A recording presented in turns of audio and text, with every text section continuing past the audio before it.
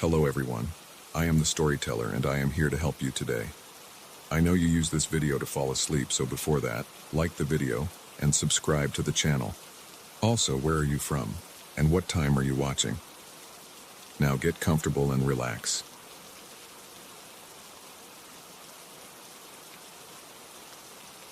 I heard the chime for the first time when I got home from a distant relative's funeral.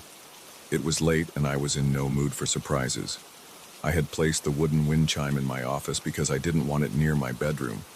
My grandfather, the man who made it, died before I was born, so I never got the chance to see him at work. Mom always said he loved to build small gadgets. She still has some of his old drawings in a box somewhere. That night I was sitting on the couch in the living room feeling drained from the day, and out of nowhere I heard the chime ring. The sound was soft but distinct. I turned off the TV, listened, and heard it again. I thought maybe a window was open, but the house was sealed up tight. I walked to the office. The door was half open. When I pushed it fully, I noticed no breeze. Nothing that would make that wind chime move.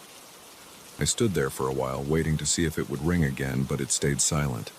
My heart was beating fast, and I remember rubbing my palms together because they were sweaty. I turned on every light in the office, checked the corners, and waved my hand around the chime. It didn't swing, it didn't make a sound. I tried to convince myself it was just my imagination, or maybe something outside had bumped the wall. I turned off the lights, stepped out, and closed the door behind me. About an hour later, my phone rang. It was past midnight, and I saw my cousin's name on the screen. I braced myself because late-night calls rarely bring good news. When I answered, she told me our great-aunt, my grandfather's sister, had passed away earlier that night. I swallowed hard because I felt a strange knot in my stomach. The timing was too close to ignore. I glanced at the office door and felt an uneasy sweat trickle down my forehead. For the next few days, I didn't go near that wind chime. I kept the office door shut and tried to ignore it. But I found myself thinking about it whenever the house was quiet. I kept wondering if I'd hear it ring on its own again. I was working from home during that week, so I had a lot of time in the house. The slightest creak in the walls put me on edge. I'd pause my typing, take off my headphones, and listen. Each time I did that, the back of my neck felt tense. My mind kept going back to that first ring. It sounded too clean and purposeful to be random. I decided one afternoon to go into the office and look at the wind chime in plain daylight. It was on a small hook on the wall near the window. The chime itself looked simple, just a few wooden tubes and a small piece of wood in the center that could knock against them. I ran my fingertips over the tubes. They felt smooth, and they made a delicate click when they touched each other. The piece that held them together was just a small wooden ring. There was a bit of string, and it looked old but not frayed. I gave the chime a gentle push. It swayed and made a soft sound. Then I let it settle. I stood there for a full minute, watching for any movement. Nothing happened. I scanned the window frame. It was closed. No drafts of air were coming in. The house's air conditioning was on, but it wasn't blowing directly on the chime. I couldn't find any reason for it to move on its own. I felt a bit foolish, so I told myself to stop obsessing over it. But part of me still remembered the call I got that same night. It was too much of a coincidence for me. I decided to keep the chime where it was, but made sure the door stayed closed, especially at night. If it rang again, I didn't want to hear it. It wasn't even about being scared of a ghost or anything like that. I was just uncomfortable with the reminder of my grandfather and the weird timing with my great-aunt's passing. A few days later, Mom visited me to drop off some groceries she'd picked up. She asked if I still had Grandpa's old wind chime. I hesitated. "Yeah, it's in the office," I said. She told me Grandpa used to make all kinds of small wooden items. Then she asked if I'd heard it ring. I froze a bit because she said it so casually. I just told her I heard it once, but figured it was nothing. She smiled, looked at me, and said, "Your grandfather loved that piece. He said it brought him good luck." Then she changed the subject to something else. I was relieved she didn't press further, because I didn't want to explain the strange phone call or how I'd gotten goosebumps from a piece of wood. That night, I was alone, watching some random show in the living room. The office door was closed. Around 10 o'clock, I heard a dull clunk from behind that door. My body stiffened. I paused the TV again and listened. It didn't sound like a ring, more like a piece of wood knocking against the wall. I got up slowly, not sure if I should check it out or leave it alone. My feet felt heavy on the floor. My pulse was a bit faster than normal. I could feel sweat gathering at my temples. I walked up to the door. I placed my hand on the doorknob and took a breath. I twisted the knob and nudged the door open. The room was dark, so I reached for the light switch. The overhead light flickered on. I looked around. The wind chime was swaying slightly, like it had been touched or nudged. My eyes went to the window again, still closed. I checked the vents, none were pointed at the chime. I walked up to it and placed my hand on the wooden tubes, stopping them from moving. They came to a complete rest in my grasp. I stood there for maybe half a minute, listening to the sound of my own breathing. Nothing else moved. I let go and stepped back. It didn't make any more noise. The tension in my shoulders lessened, and I rubbed my arms because the air felt chilly. I left the room and shut the door, making sure to lock it this time. I never lock an interior door, but I did that night. The next day, I contacted a friend of mine who does basic home repairs. I asked him to come over and see if there was any reason the chime would move. He checked the insulation around the window and said it was fine. He looked at the air vents, found nothing unusual. He even tapped on the walls to see if there was some vibration from outside or from the central air system. Everything seemed normal. He shrugged and told me maybe the AC was making a small current. I thanked him and tried to act casual, but inside I felt a sense of unease. I didn't mention the phone call or the funeral. I didn't want to sound paranoid. That weekend I decided to put the wind chime in a box. I packed it in some newspaper, closed the box, and slid it into the closet in the hallway. I thought if it was out of sight, I would stop worrying about it. For the next several days, I didn't hear any strange sounds. I slept better. My office felt more comfortable. I even got more work done without constantly looking over my shoulder. It was a relief, and I started thinking maybe I'd just worked myself up after the funeral.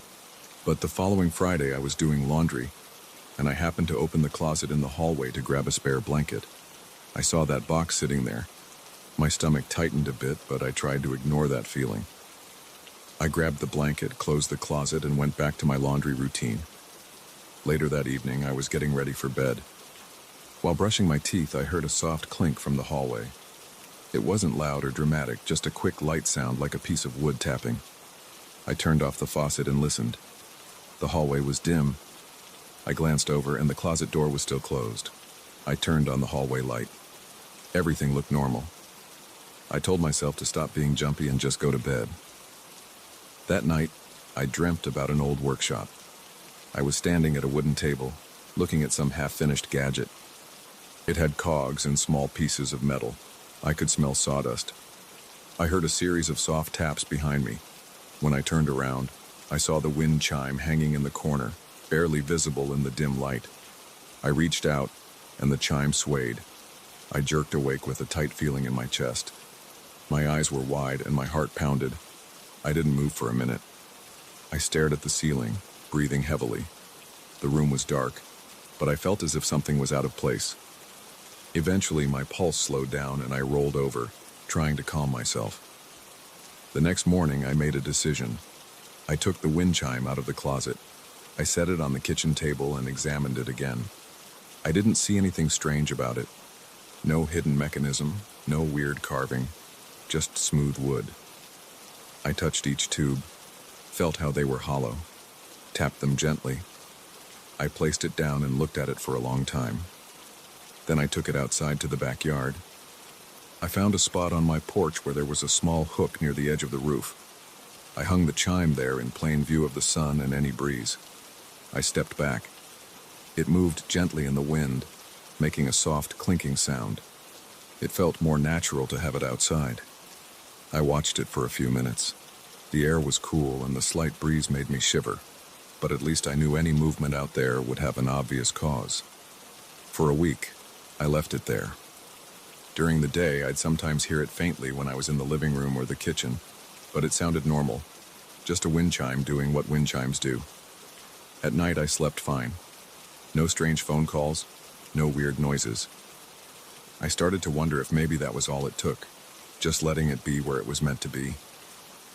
One afternoon, though, I went outside to water the potted plants near the porch, and I saw the chime lying on the ground. The hook was still attached to the roof, but the chime string had snapped. The wooden pieces were scattered. I picked them up, feeling a spike of frustration and dread. I checked the string and it looked worn out. Maybe it was old, or the wind had been too strong. I brought the pieces inside and placed them on the kitchen counter. The tubes were scratched in a few spots from the fall.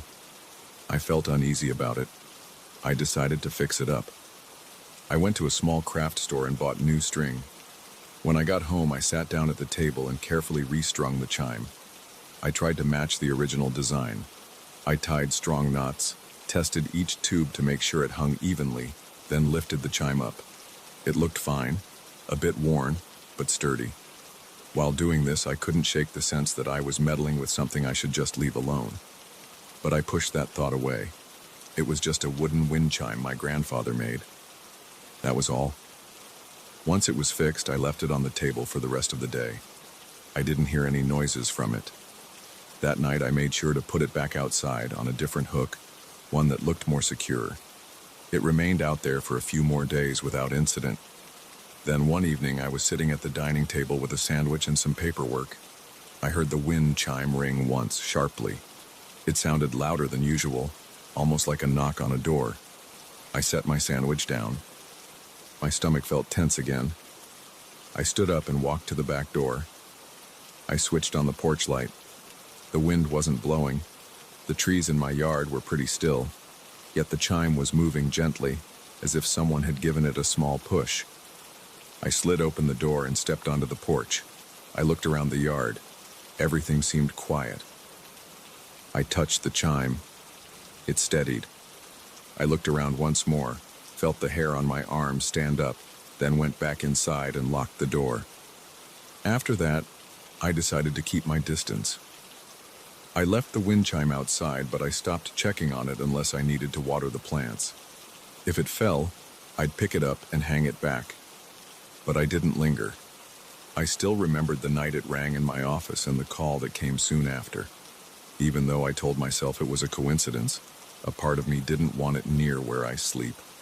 I guess I couldn't shake the connection between that unexpected ring and the news about my great aunt. Whenever I thought about hanging it somewhere inside, I felt a clench in my gut. So I didn't. These days, the wind chime just hangs out there on the porch.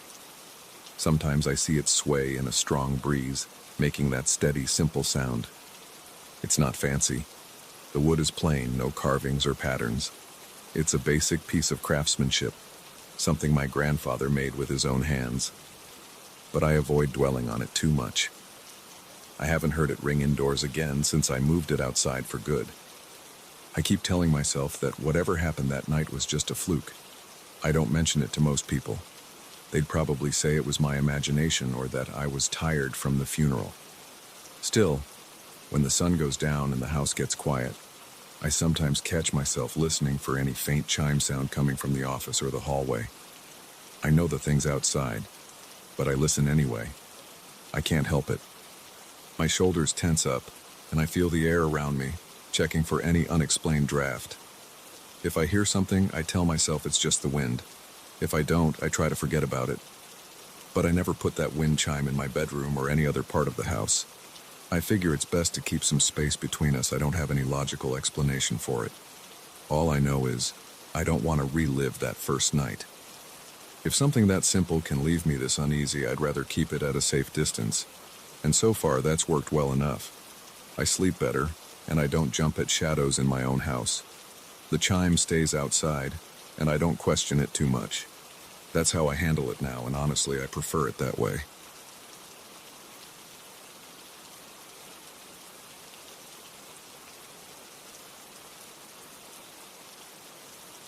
I never expected a simple online auction to turn my life upside down. Yet here I am, in my living room at 2 a.m, staring at an old doll that shouldn't be here. My hands are shaking, and I can feel cold sweat gathering at the back of my neck. I want to tell this story because I still need someone to believe me. I don't have any proof, and I'm not sure I want it. But everything I'm about to say happened just like this. My name is David, and I live alone in a small single-story house.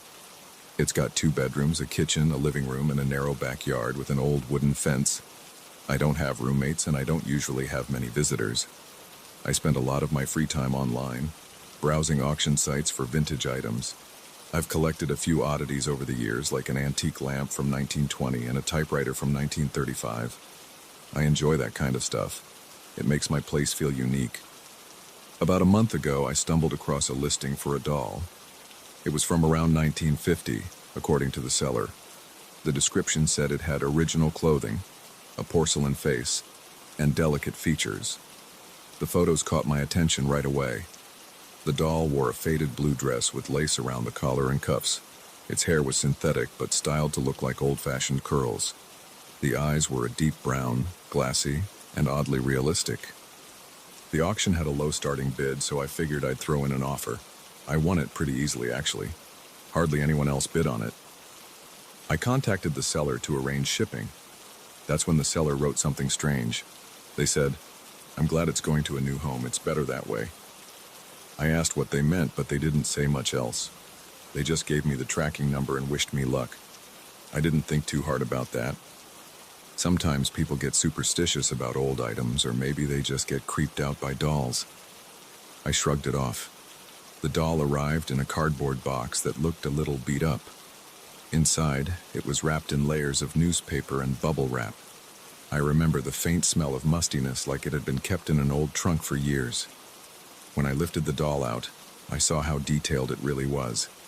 The face had small cracks in the porcelain near the hairline. The paint on the lips was chipped in one corner. The eyes were open and set in a way that made it look like it was staring right at me. The clothes had small stains, and the lace was discolored, but overall it was in good shape. I set it on a shelf in my spare bedroom. That room is basically a storage space with a desk, some boxes, and the items I collect. At first, nothing strange happened. For about a week, the doll just sat there. I'd glance at it when I walked by, sometimes noticing that the eyes looked too real, but I assumed that was just my imagination. I didn't feel anything unsettling. In fact, I kind of liked having it. It was a cool piece of history. Then one night, I walked by that room on my way to the bathroom. The door was open, and the lamp in the hallway cast enough light for me to see inside. I paused for a second because I thought something looked different. The doll's head seemed to be tilted toward the door. I remembered placing it so that it faced the wall. I distinctly recalled that I set it down with its face looking away because I was worried about the eyes collecting dust or something. I shook my head, assuming maybe I misremembered. I walked in, turned on the light, and carefully set the doll's head so it was facing the wall again. Then I left. I'll admit I felt uneasy. My pulse was a little faster than usual, but I tried not to dwell on it. I told myself that maybe I just put the doll down at a slight angle. I tried to sleep, but I kept hearing little sounds. Most were normal house noises, creaks of the floor settling, the air conditioning clicking on and off. But in my half-asleep state, each noise made my heart pound. I eventually fell asleep and woke up the next day feeling tired. The next night, something even more disturbing happened. I went to check on the doll after dinner. I wanted to be absolutely certain where it was facing. I was determined to keep track of the angle, so I placed it very deliberately.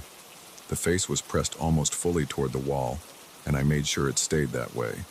Then I left the room, shut off the light, and walked to the living room. I spent a couple of hours watching TV. I wasn't thinking about the doll at that point. Then, around 11 p.m., I got up to get ready for bed.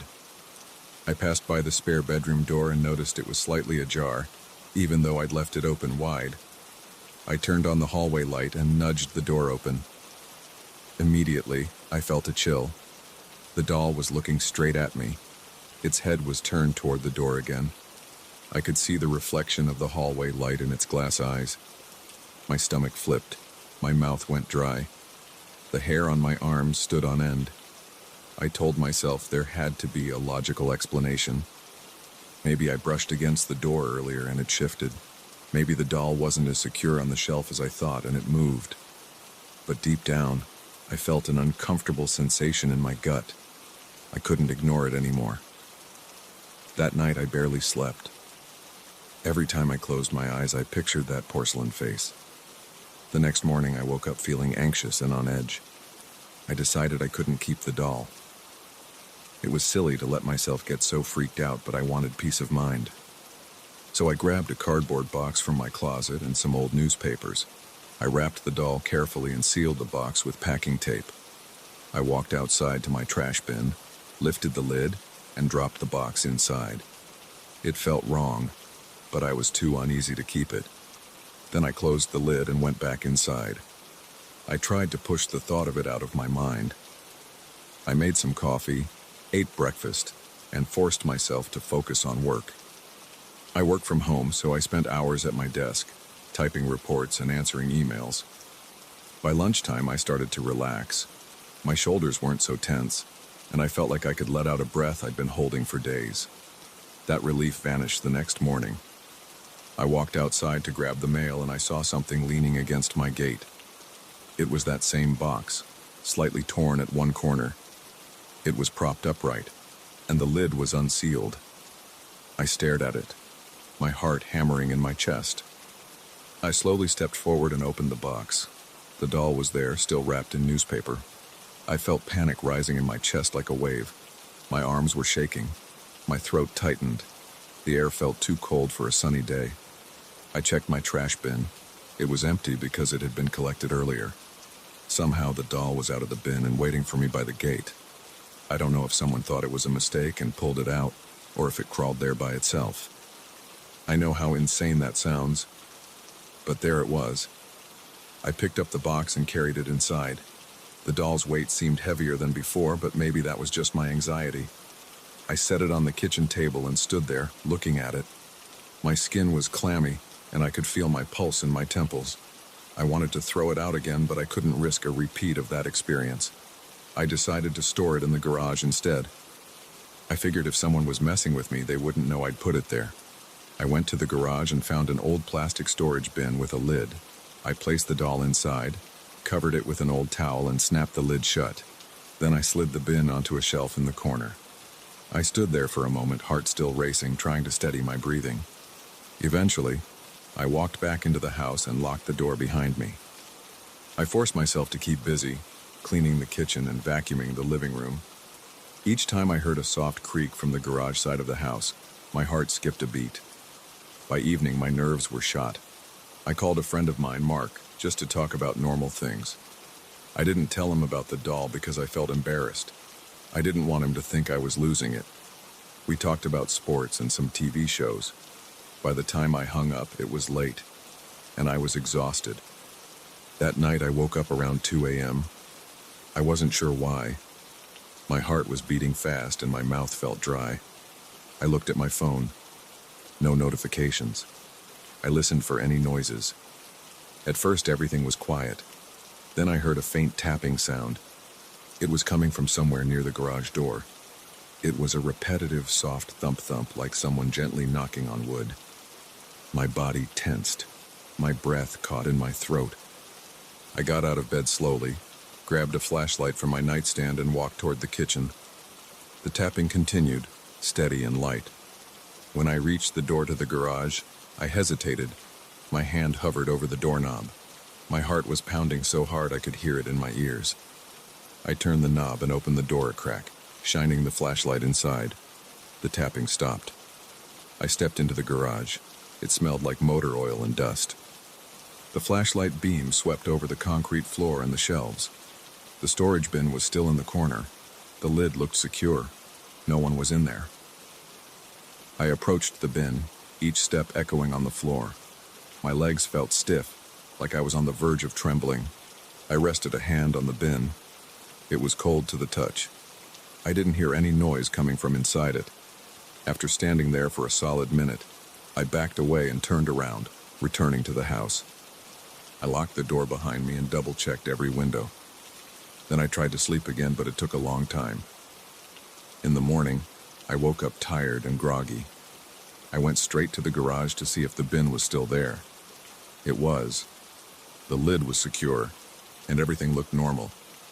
I decided I had to do something else. Throwing the doll away wasn't working. Keeping it in the garage was driving me insane. So I posted an ad online. I listed it as a vintage doll for free. I just wanted it gone. I got a response from a local collector. He said he'd pick it up that afternoon. I didn't mention anything strange about it. I told him it was in decent condition, just a little worn. He arrived in a pickup truck, a tall guy, maybe in his 40s. I handed him the storage bin, explaining that the doll was inside. He opened the lid, glanced at the doll, and nodded. He seemed pleased to get it. I felt a huge weight lift off my shoulders as he drove away. I thought, finally that's done. That night, for the first time in days, I slept without interruptions. No weird noises, no tapping. My house felt calm again. I woke up feeling light and relieved. I made breakfast, did some work, and didn't think about the doll. Everything was normal for a whole day and a half. Then, early the following morning, I heard my doorbell ring. I got out of bed, heart pounding because I never get visitors that early. I checked the time on my phone, 7 a.m. I opened the door and there was no one there, but on my front step was the storage bin. The lid was ajar. Newspaper was sticking out. I recognized the same leftover packing material I'd used. I didn't want to touch it. I stood in my doorway, heart racing, breath coming in short bursts. Eventually, I steeled myself. I walked forward and looked inside. The doll was sitting upright, the same faded blue dress, the same cracked porcelain face. It was back. I felt dizzy. My stomach churned. I thought I might faint. I looked around the yard, the street, everywhere. No sign of the pickup truck guy. I didn't see a note either. It was just the bin and the doll. I didn't know what to do. I dragged the bin inside and shut the door quickly. My legs felt weak and I had to sit down on the couch. I stared at the bin, trying to control my breathing. That's where I'm at right now. The doll is in the bin, right here in my living room. I don't want it here, but I'm scared to move it. I'm afraid it'll just come back again or something worse will happen. My hands are shaking while I talk about this. I keep glancing at the bin, expecting the lid to pop open. I don't have answers. I only have what I've seen with my own eyes. It's an old doll from 1950, and it won't leave me alone. That's the whole story so far. I know it sounds crazy. I know people might say I'm imagining everything or that someone's playing a prank. But I've checked all the possibilities I can think of. Nobody I know has any motive to do this. The seller wouldn't bother tracking me down. The local collector disappeared without a trace. Yet this doll keeps ending up back at my house. I'm telling you this because I can't keep it to myself anymore. I don't know where it'll end or what else might happen. And right now, I'm too scared to find out.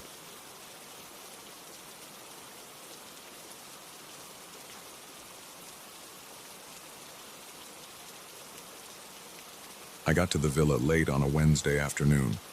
The place looked old and sturdy, with walls that had chipped paint and uneven brickwork. I noticed a big stone wall right next to the property, running along the edge of a field. I was there for research on rural architecture, but I had no interest in local legends. That changed as soon as I checked in and spoke with the owner. He was a tall guy with a stern face. He welcomed me at the entrance. His hair was gray and short. He offered me a cup of coffee while he showed me around. The interior of the villa had wooden floors that creaked with each step. Dusty pictures hung on the walls in narrow hallways. The owner pointed out the guest room. It had a simple bed, a small table, and a single chair in the corner. The window faced that old stone wall. After he set my bags down, the owner said, people came here now and then to look for some treasure. He said they believed there was gold or something valuable hidden in the base of that wall. I frowned at him because it sounded ridiculous, but he shrugged.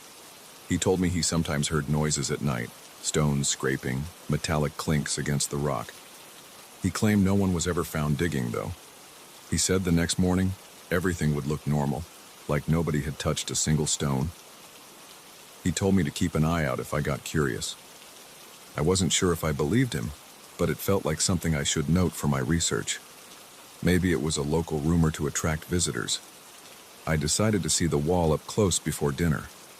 I stepped outside, walked across a small patch of overgrown grass, and approached the stone structure. The wall was about 7 feet high, made of thick stone blocks. Some blocks had cracks filled with tiny weeds.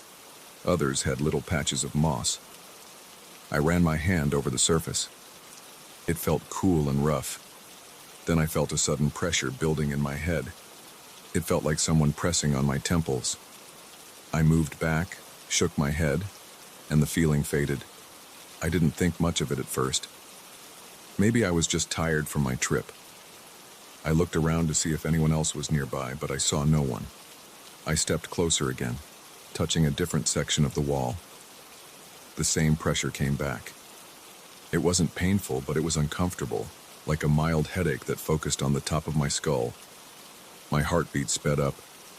I let go of the wall and backed off again. The pressure subsided. I went inside and asked the owner if he ever felt strange near that wall. He paused for a second and then said he never stood too close.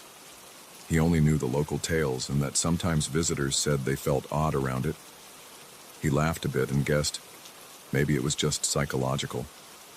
He told me not to worry. I nodded and dropped the subject. I felt uneasy, but I figured I'd just stay away from that wall unless I needed to check it for my research. That night, I had a quick meal in the villa's small dining room.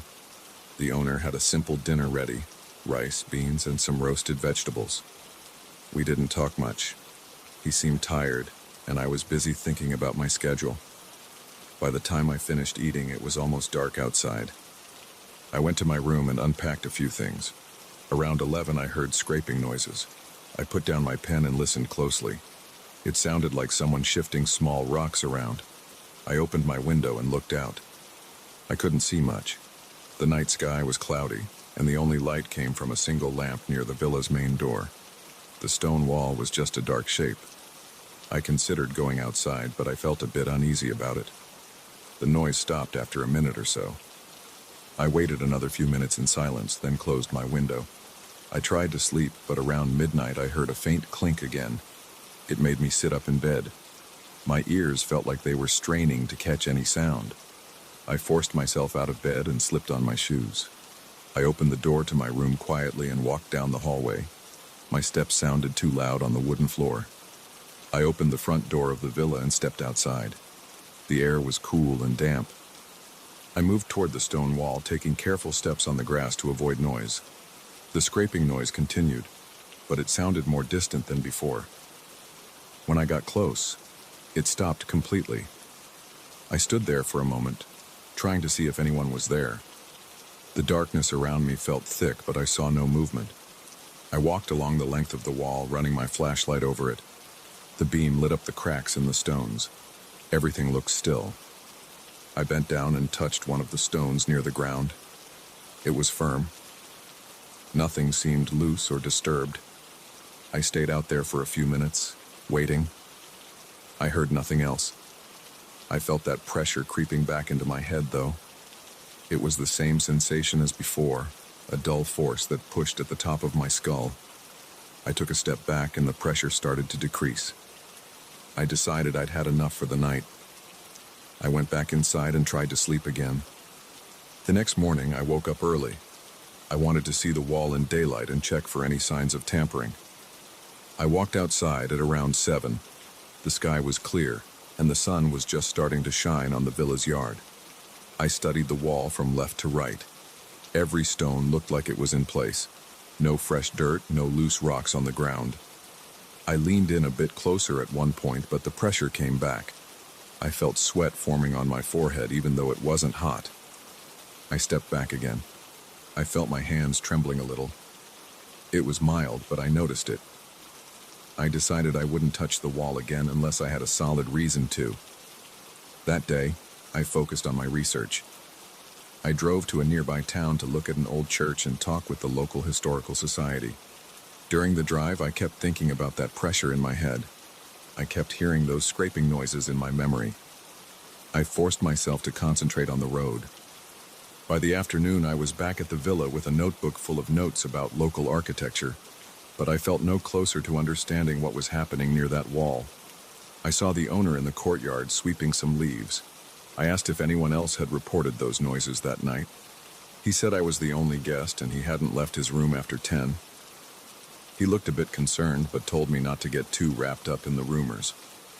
Then he offered me a glass of water. I drank it, feeling my throat was dry, and thanked him. That evening, after dinner, I felt restless. My curiosity about the wall had grown. I hated the idea of not understanding something so close. I decided I would stay up and keep watch from my window. I turned off the lights in my room around 10, but I stayed near the window. The sky was clear, and the moon provided a bit more light than the previous night. Around 11, I heard a soft scraping noise again. It wasn't constant. It sounded like short bursts of someone moving stones and then stopping. I held my breath and peered out my window. I could see the shadow of the wall, and I thought I saw a figure standing close to it. I couldn't be certain, but it seemed like someone was there. My heart pounded as I considered my options. I grabbed my flashlight, slipped on my shoes, and went into the hallway. Every board under my feet squeaked. I cringed but kept going. Outside, I moved around the side of the villa, keeping my flashlight off at first. I walked carefully, eyes on the wall. I heard another scraping noise. It was louder this time, like someone chipping at a stone. When I was about 20 feet away, I switched on the flashlight and pointed it at the wall. The noise stopped immediately. I took another few steps forward. I heard a rustling sound, like cloth brushing against stone. Then there was silence. I shined the light along the base of the wall, saw nothing but weeds and dirt. No tools, no footprints that I could make out. My palms felt clammy, and I wiped them on my pants. The pressure in my head started up again, stronger this time. My vision felt a bit narrow, so I leaned against the villa's outer wall and took a few deep breaths. I called out, "Who's there?" My voice sounded shaky. I waited. Nothing answered. The air felt cold against my face. I forced myself to approach the stone structure one more time. I looked at the blocks near the ground. I couldn't see any fresh marks or anything that looked like it had been dug up. My head pounded a bit, so I stepped back again. The sensation started to ease off. I stayed out there for maybe 10 minutes, shining the light around, listening for footsteps. Nothing. Eventually, I went back to my room. My mind wouldn't settle. I paced around for a few minutes. I sat on the edge of the bed, thinking about what could cause that head pressure. My arms felt tense and my shoulders ached. I tried to rub my neck to relax. I ended up lying in bed, staring at the ceiling, waiting for morning. The next few days followed a similar pattern. I'd work on my research during the day, but at night I kept hearing those strange sounds. I tried approaching the wall multiple times. Each time I felt that crushing sensation around my skull. Each time the sound stopped before I could catch anyone. I began to think maybe I was missing something obvious, but the lack of any evidence of tampering baffled me. The stones were always intact, no holes or loose dirt around. The owner seemed worn out. He told me it was part of life there. People claimed the wall was haunted or enchanted. Some believed in the treasure story. He thought it was a hoax or some local trick. On my last night, I decided to try a different approach. I set up a small camera on my windowsill, pointed at the wall. I turned off all my lights and left the camera rolling. I sat at the foot of my bed, waiting. Around midnight, I heard that scraping again. It was quiet, but steady this time. I didn't move. I watched the camera's live feed on my phone. The small screen showed the dark outline of the wall. The scraping noise continued for about 3 minutes, but the video showed no one there. No movement at all. I felt my pulse racing. My mind tried to find a logical explanation. Maybe it was an animal or shifting stones, but the stones never showed any movement in the morning. The camera footage was empty, then the scraping stopped. My head started to pound even though I wasn't near the wall. I pressed my hand to my forehead, massaged the skin above my eyebrows. The pressure made me feel dizzy. It faded after a minute, I slept poorly that night. In the morning, I packed my bags. I went outside to do one final check around the wall. I didn't get too close this time. I just walked along the yard, scanning the stones from a distance. Same as before, it all looked normal. I felt a faint pressure in my head, like an echo of the stronger pains.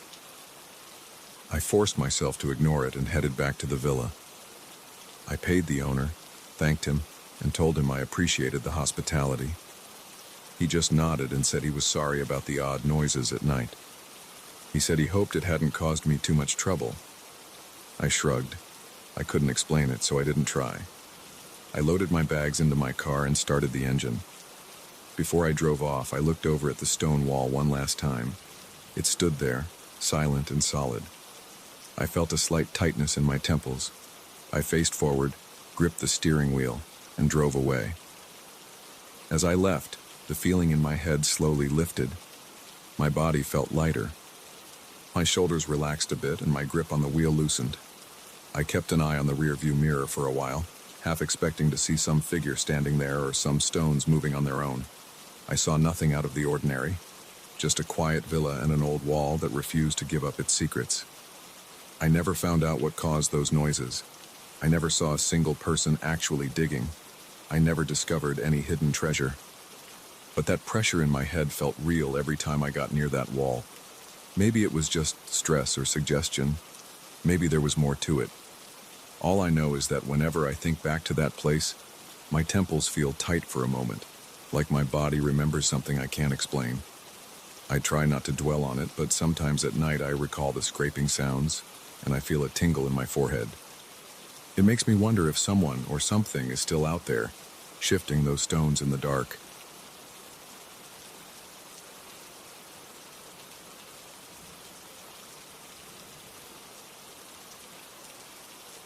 I got back from the Caribbean cruise feeling relaxed and a little sunburned, but I didn't expect anything strange to happen afterward. I was excited to show off my souvenirs, talk about the tropical beaches, and laugh about the late-night parties on the ship. Instead, I found myself waking up to quiet whispers in my own home, wondering if I was losing my mind. I'm still not sure how it all started, but I can pinpoint the moment things got weird. The day I brought that black patchwork doll into my house. I bought the doll at a small street market during one of the cruise stops. The place was crowded with locals selling hand-carved trinkets, woven bags, and colorful masks. I wandered around, just looking for something unique to bring back. An older man stood at a corner table, smiling in a calm way, like he knew I'd show up. He had this small doll made of black fabric scraps with odd symbols stitched all over its body. The thread was coarse, and the doll's arms and legs were thin and uneven. I picked it up, felt the rough texture, and asked him what it was. He said it was traditional in his village. He didn't explain much else. I looked at it, shrugged, and asked for the price. He gave me a small number, so I handed him some cash and slipped the doll into my bag. I remember him looking at me with serious eyes, but I didn't think about it too much at the time. When I got home, I tossed my suitcase in my bedroom and placed the doll on a shelf in the living room. I didn't have a clear idea of how to display it, so I just leaned it against a stack of old DVDs. That first night, I slept without any trouble. I was exhausted from the flight and the taxi ride home, so I crashed on my bed in my clothes. The next day, I unpacked, did laundry, and tried to get back into my routine. At around midnight, I sat on the couch, watching a random TV show. My eyes felt heavy, so I turned off the television and headed to my bedroom. As I passed the living room shelf, I glanced at the doll. Its head drooped forward, the embroidered eyes pointing down. The symbols on its body looked a little creepy in the dim light, but I told myself it was just a harmless souvenir. I fell asleep, but I woke up a few hours later. My room was quiet except for a faint buzzing from the hallway light fixture. I heard a whisper, soft and drawn out, coming from the direction of the living room. At first, I thought it might be the wind outside, but it sounded more like a voice repeating short phrases that I couldn't understand. My heart pounded against my ribs, and my mouth went dry. I stayed still, listening. After 10 or 20 seconds, it faded. I got up, reached for the small flashlight on my nightstand, and crept toward the living room. I didn't turn on the main lights. I just aimed the flashlight around. Nothing seemed out of place. The windows were closed. The door was locked. The clock on the wall read 3 in the morning. Then I shone the light on the shelf where I had placed the doll. It lay on its side, not leaning against the DVDs anymore. I couldn't recall if I had left it like that, so I shrugged it off and put it back in a sitting position. I felt a bit uneasy, but I told myself it must have slipped. I went back to bed, trying to calm my breathing. Sleep eventually came, but it was restless. The next night, I tried to ignore my nerves. I had dinner, played some music, and answered a few emails. I caught myself glancing at the doll more than once. It didn't move or shift, but I felt uneasy with it in the house. Around midnight, I turned off the lights and went to my bedroom. I lay there in the dark, my mind drifting. An hour later, I heard it again, that hushed, repetitive murmur. It came from near the door to my living room, or maybe near the window. My stomach twisted. I rubbed my temples, wondering if I was half asleep. The whispering persisted. My heart thumped, and I got out of bed. This time, I flipped on every light switch on my way to the living room. The second the lights illuminated the room, the whispering stopped. I stood in the middle of the living room, listening to my own breathing. Then I looked at the shelf. The doll lay face down this time, its arms spread wide. My chest felt tight. The only explanation was that it fell off balance. I leaned down, touched it, and felt the stiff, uneven stitching along its head and neck. I propped it upright again, placing it so it wouldn't topple over. I turned around, checked the door and windows, and saw no sign of forced entry. Everything was locked. Eventually, I went back to bed, but I couldn't sleep well. Over the next few days, the same pattern continued. I'd hear whispers late at night, always in short bursts, always in a strange tone that didn't match any language I knew. I tried recording it with my phone once. I set it to record, placed it on the living room table, and waited. I heard the whisper, but when I played the audio back, there was only silence. No static, no voices, just dead air. My hands shook when I realized I couldn't capture the sound. I started to wonder if I was hallucinating. I even made an appointment with my doctor, thinking maybe I was overtired or stressed. The medical check showed nothing unusual. One night I woke up to a sharp thump near the living room. I jumped out of bed, legs shaking, and hurried to see what happened. The doll was on the floor, close to the window. The shelf was a few feet away, so it must have fallen pretty far. I picked it up and felt a chill on the back of my neck. The cloth was cold, almost damp. I heard another whisper right behind me, but I spun around and there was nobody there. I clenched my jaw, telling myself to calm down. I put the doll back on the shelf and pressed my hands against my face. My palms were sweaty. I wondered if I should throw the doll out, but a part of me felt like that might not solve anything. Maybe the doll had nothing to do with it, or maybe it had everything to do with it. I wasn't sure anymore. I started sleeping with the bedroom door locked. I knew it was pointless if something supernatural was going on, but it made me feel a little safer. My nights turned into a series of jolts awake, straining to hear if the whisper had started again. Usually it did. It always stopped the moment I turned on the lights. I checked every corner, expecting to find some trick or hidden speaker, but I never found any explanation. One evening, I decided to test a theory. I took the doll and locked it in a small storage closet near the laundry area. I placed it in a shoebox, sealed it with tape, and slid it to the back of the closet. Then I closed the closet door and jammed a chair against the handle. I wanted to see if I still heard those whispers. At around 3 in the morning, I woke up to that same low voice. It sounded more muffled this time, like it was coming from behind a wall. My hands shook and my breath was shallow. I grabbed my phone, turned on the flashlight, and walked toward the laundry area. The chair was still in place, the closet door was closed. Yet I heard the voice from inside, a low, rhythmic chant. My scalp tingled and my knees felt weak. I yanked the chair away and opened the door. The shoebox was on the floor, lid still taped. When I opened the box, the doll lay there, motionless, no sign of movement. But the whispering had stopped. My mouth felt dry, and my pulse raced. I taped the box shut again, pushed it back into the closet, and slammed the door. I wanted to forget about it, but I couldn't. I started keeping all the lights on at night. My electricity bill jumped, but I didn't care. I took cat naps during the day because my nights were nerve-wracking. Even with the lights on, I sometimes heard the whispering near my front door. I'd rush over, yanking the door open to see if there was someone outside, but the hallway would be empty. I wondered if my neighbors heard anything. Nobody said a word to me. Maybe it was too soft for anyone else to notice. One afternoon, I decided I couldn't take it anymore. I grabbed a plastic bag from under my sink and marched to the closet. I ripped the tape off the shoebox and pulled out the doll. It felt heavier than before, like it had absorbed moisture or something. I stuffed it into the bag and drove to a thrift shop a few miles away. I got out of my car, walked to the drop-off box and tossed it in. My hands trembled as I let go of the bag. I knew it was a weird thing to do, but I was desperate to get that doll out of my home. When I got back, the place felt emptier. I tried to stay positive. I cooked a simple dinner, turned on the TV, and tried to relax. That night I slept better.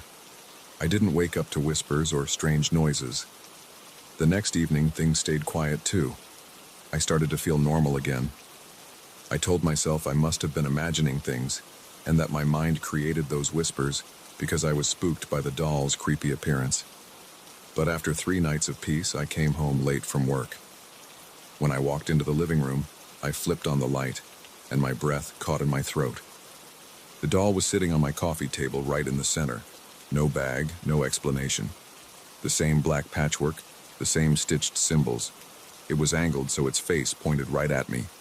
My shoulders tensed, and my fingers went numb. I slammed the door shut behind me and locked it. I checked every window, every lock, every room. No sign of forced entry. Nothing was missing except for my sense of safety. I had no plan for what to do next. I felt panic tighten my chest and I started shaking. My head pounded. I picked the doll up, walked outside to the garbage chute at the end of the hallway, and tossed it in. I let the heavy door slam shut behind it. Then I walked back into my apartment, breathing hard. My skin tingled all over and my shirt stuck to my back with sweat. That night I tried to stay awake in my bed with the lamp on. Around 2 in the morning I nodded off. I don't know how long I slept, but I woke up to the whisper again. This time it was next to the bedroom door. I bolted upright, grabbed a baseball bat I keep under my bed for emergencies, and flipped on the overhead light. The whisper cut off. I opened the bedroom door. The doll was there, sitting upright on the floor. The embroidered eyes seemed to stare at me. I froze. My vision narrowed. I dropped the bat and clenched my fists, at a complete loss for what to do. I scooped up the doll, my breathing ragged, and flung open my front door. I didn't care that it was the middle of the night. I drove out of town, about 30 minutes away, to a small park with an open trash can near the entrance. I yanked the doll out of the car and shoved it into the can. Then I got back in my vehicle and sped home. My fingers were stiff on the steering wheel. I kept checking my rearview mirror, half expecting to see something in the back seat. Nothing was there. Since that night, I haven't seen the doll again. I try not to think about it. I keep the television on for noise and sleep with my phone by my ear, playing music. Sometimes I catch myself worrying that the whispers will return. Late at night, I'll pause whatever I'm doing and listen. I've heard a few odd creaks in the walls, but no whispers. I haven't found the doll anywhere in my apartment. It might stay gone this time, but I'm on edge. I can't look at my shelves without remembering how I used to see it there, with those strange symbols sewn into its fabric. I'm not sure if there was ever a logical explanation, or if I got tangled up in something beyond my understanding. All I know is I never want to see that doll again. And if I ever go on another cruise, I'll think twice before buying anything labeled traditional. My life has been quiet for now, but that memory still makes my skin crawl. I don't hear the whispers anymore, yet I can't shake the feeling that they could start up at any moment. It's been a tense few weeks and I'm still jumpy at night. But at least I can sleep without waking up to that low, unfamiliar murmur. I keep telling myself I got rid of it for good. I guess only time will tell.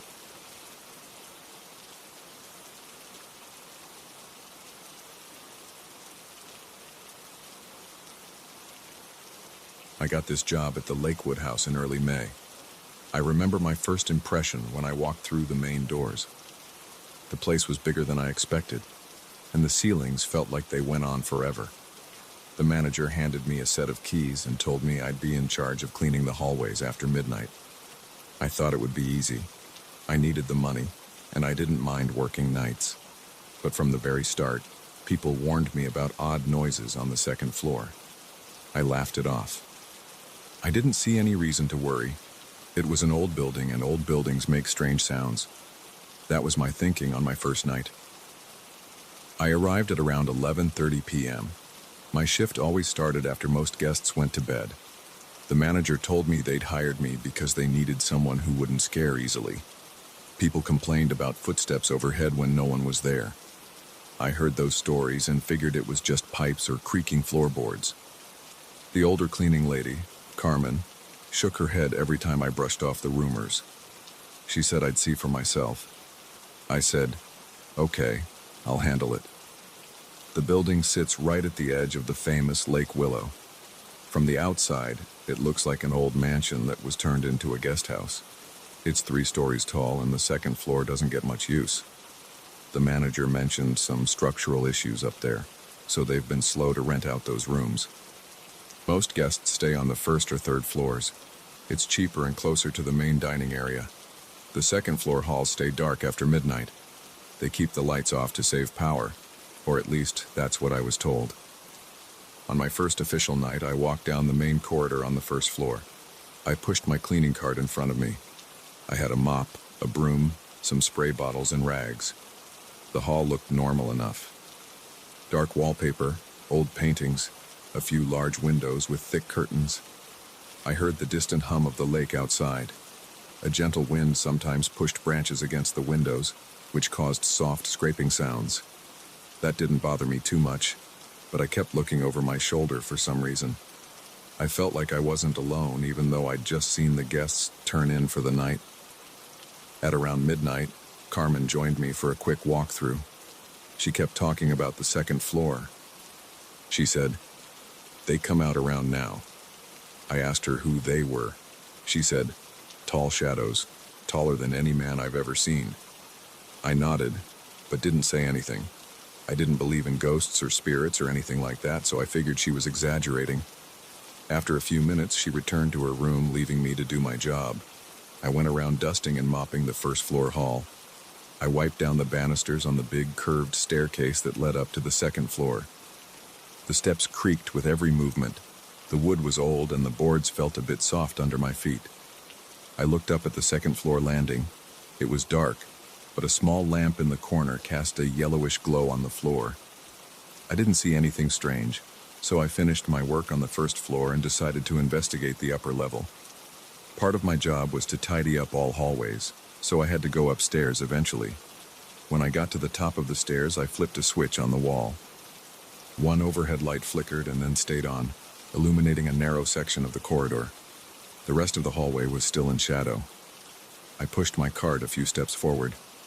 I immediately felt a chill. It wasn't cold air from the lake, because I'd have felt a draft. This was something else, like the atmosphere itself got heavier. I tried to ignore it. I started cleaning the floor, sweeping up dust and debris. The corridor floor was old hardwood. Each step made a slight squeak. My own footsteps echoed in a weird way, like the sound was bouncing off walls that were too close or maybe angled strangely. After a few minutes, I paused to check the other end of the hall. That's when I thought I heard a second set of footsteps. They were faint, like someone was walking in socks on a wooden floor. I stopped moving. The sound stopped too. I listened carefully. Nothing. I took a few steps again, and then I heard it once more. It seemed to match my pace, as if someone was following me at a distance. That set me on edge. I looked around for an explanation, maybe a loose floorboard that echoed in 2 different spots. But the footsteps seemed to come from behind me, around a corner. I called out, "Hello? Is anyone there?" No answer. I kept going, but my heart was pounding. I usually don't scare easily, but there's something about an empty corridor that can get under your skin. I turned the corner, pushing the cart slowly. The only light was that single overhead bulb behind me, so this new stretch of hallway was almost dark. I saw the outline of a big window at the far end. The curtains were closed, and the fabric looked thick. I felt a breeze though, so maybe a draft was coming through the old frame. I figured I'd check if the window was locked. I walked over and reached out to part the curtains. As soon as I touched them, I felt a sense of unease. My hand was shaking a bit and I didn't know why. The fabric felt damp and cold. I pulled one side back, trying to see if the window latch was secure. The glass was fogged up. I couldn't see outside, but I guessed the lake was somewhere out there in the darkness. I shut the curtain again and turned around. That's when I saw a quick movement in my peripheral vision, like something tall passing by the far end of the corridor. It was too fast to make out details. All I saw was a shape, maybe a head and shoulders that reached higher than any normal person's. I froze and stared. Nothing was there now, just a blank wall and closed doors. I told myself I was just tired. Maybe I'd worked too many shifts in a row. But I kept thinking about what Carmen said about tall shadows. My pulse felt strong in my temples, and my palms were sweaty. I left the curtains alone and went back to my cleaning cart. I decided to sweep the rest of the hallway quickly. The corridor wasn't that long, but it felt like it stretched on forever. Each door I passed had a small metal plaque with a room number. All the doors were locked. The manager said they didn't rent these rooms out often. Some needed renovation.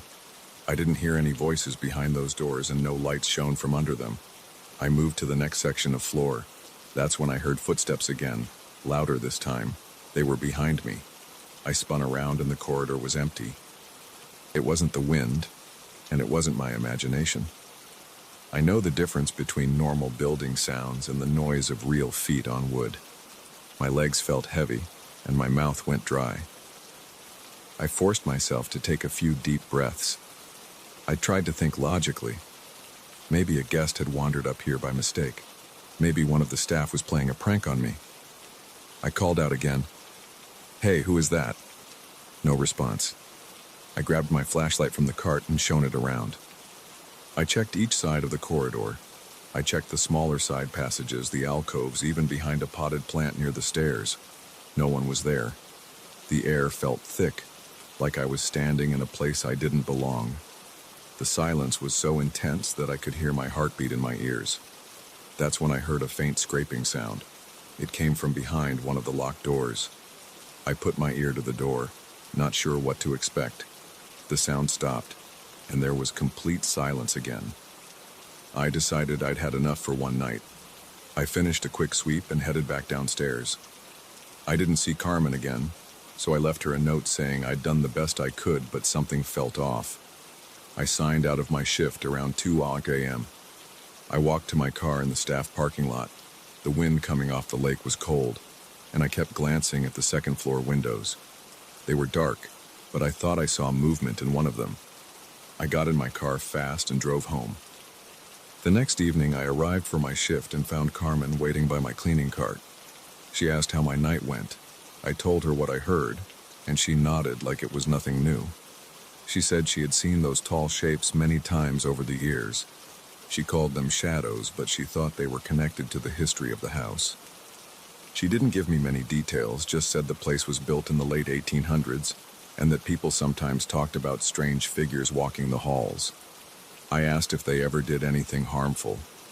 She shrugged and said they mostly just watched or appeared at a distance. That didn't make me feel much better. I started my rounds again, double-checking the first-floor corridor. Nothing strange happened there. I headed up to the second floor around midnight.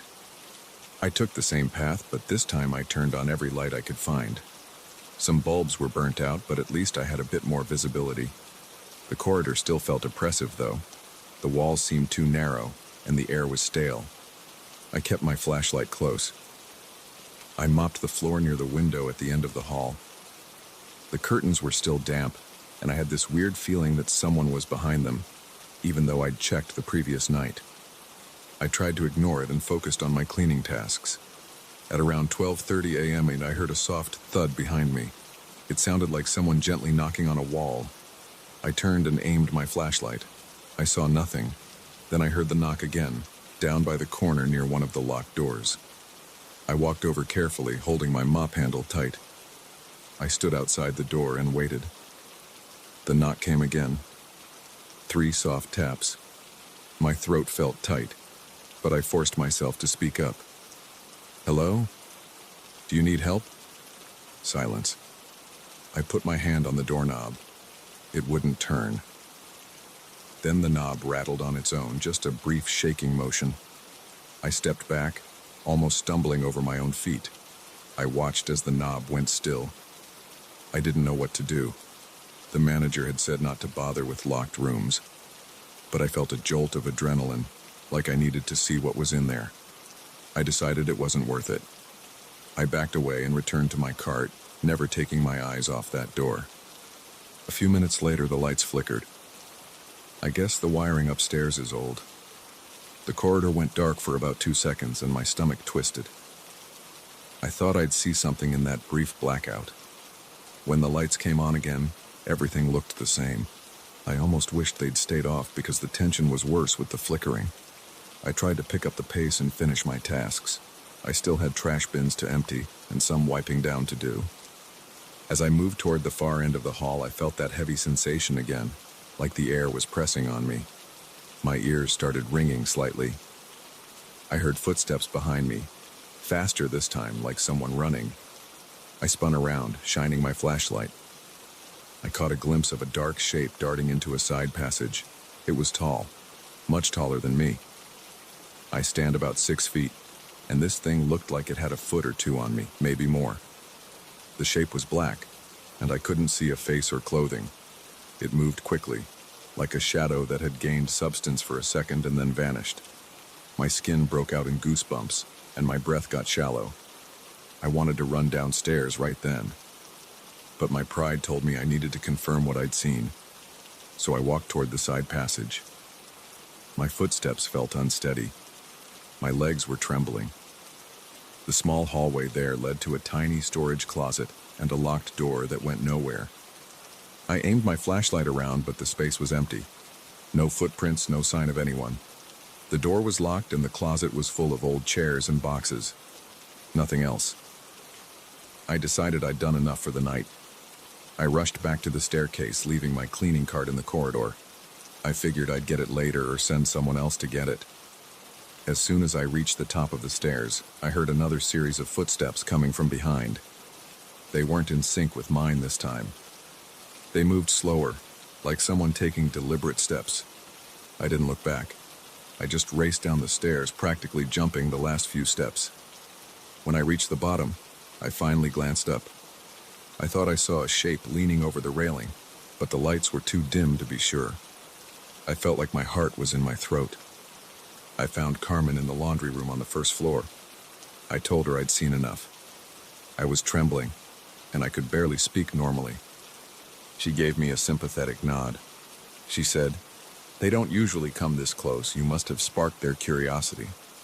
I asked her if the manager knew about this. She just laughed and said, "He's heard the stories, but he doesn't believe.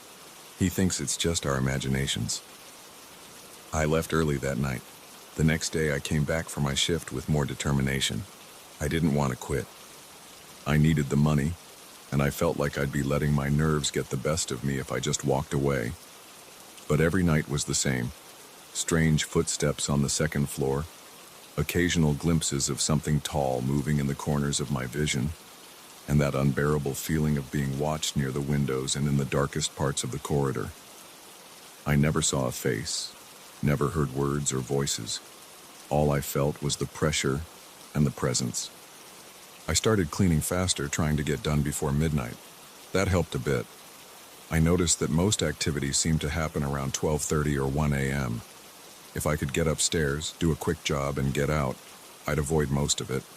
But some nights I'd hear those footsteps even earlier. Other nights I'd catch a glimpse of a shadow by the window, or I'd see a door handle move on its own. Over time, I learned little tricks. I'd keep multiple lights on, and I'd make noise while I worked so I couldn't hear every little sound. I started bringing a portable radio, which drowned out the footsteps. But every now and then, I'd still get that cold wave of dread washing over me. I'd stop and realize the hallway was too quiet, or I'd feel someone standing behind me when I was near a locked door. No matter how much I tried to brush it off, I couldn't deny something strange was happening. I never found a logical explanation for any of it. No one showed up in the security cameras, at least none that we could see. The manager once checked the feeds after I reported the footsteps, but he said the tapes showed nothing, just me walking around with my flashlight. Even Carmen insisted that the cameras never caught the tall shadows. She said they were too clever, or that they existed in a space just out of reach of normal sight. I didn't argue. I just kept my head down and did my job. After a while, I stopped asking questions. I made peace with the fact that I'd never be able to explain it. I told myself I'd keep coming back as long as I could handle it. If it got worse, I'd quit. But the job paid well and I had bills to cover. So I stayed. Every night I'd feel that tension in my stomach as I climbed the staircase to the second floor. I'd see movement in the corners and hear soft footsteps behind me. My heart would race and I'd grip my mop handle tight, but I'd keep going. I can't say I've gotten used to it, but I've learned to manage it. I learned which parts of the hallway are the creepiest. I learned that turning on the lights early helps a bit. I also learned that if I speak aloud, sometimes it stays quieter. I say things like, "I'm just here to clean," or "No trouble from me." It sounds stupid, but it helps me feel less scared. The older cleaning lady still talks about them. She says they've been around for decades, maybe since the house was built. She thinks they're tied to the land or the lake somehow. I don't really care about the details anymore. I only care about getting through my shift without losing my nerve. Every now and then I dream about those corridors. In my dreams, the tall shadows stand in doorways and watch me. I wake up with a pounding heart, but I remind myself it's just my job. So every night I'm back here, pushing the cart around, listening to faint echoes of footsteps on old wooden floors. And every night, I feel the same pressure and the same cold presence. I don't know what they are, or why they're here, but I keep going. It's my job. And for now, that's enough.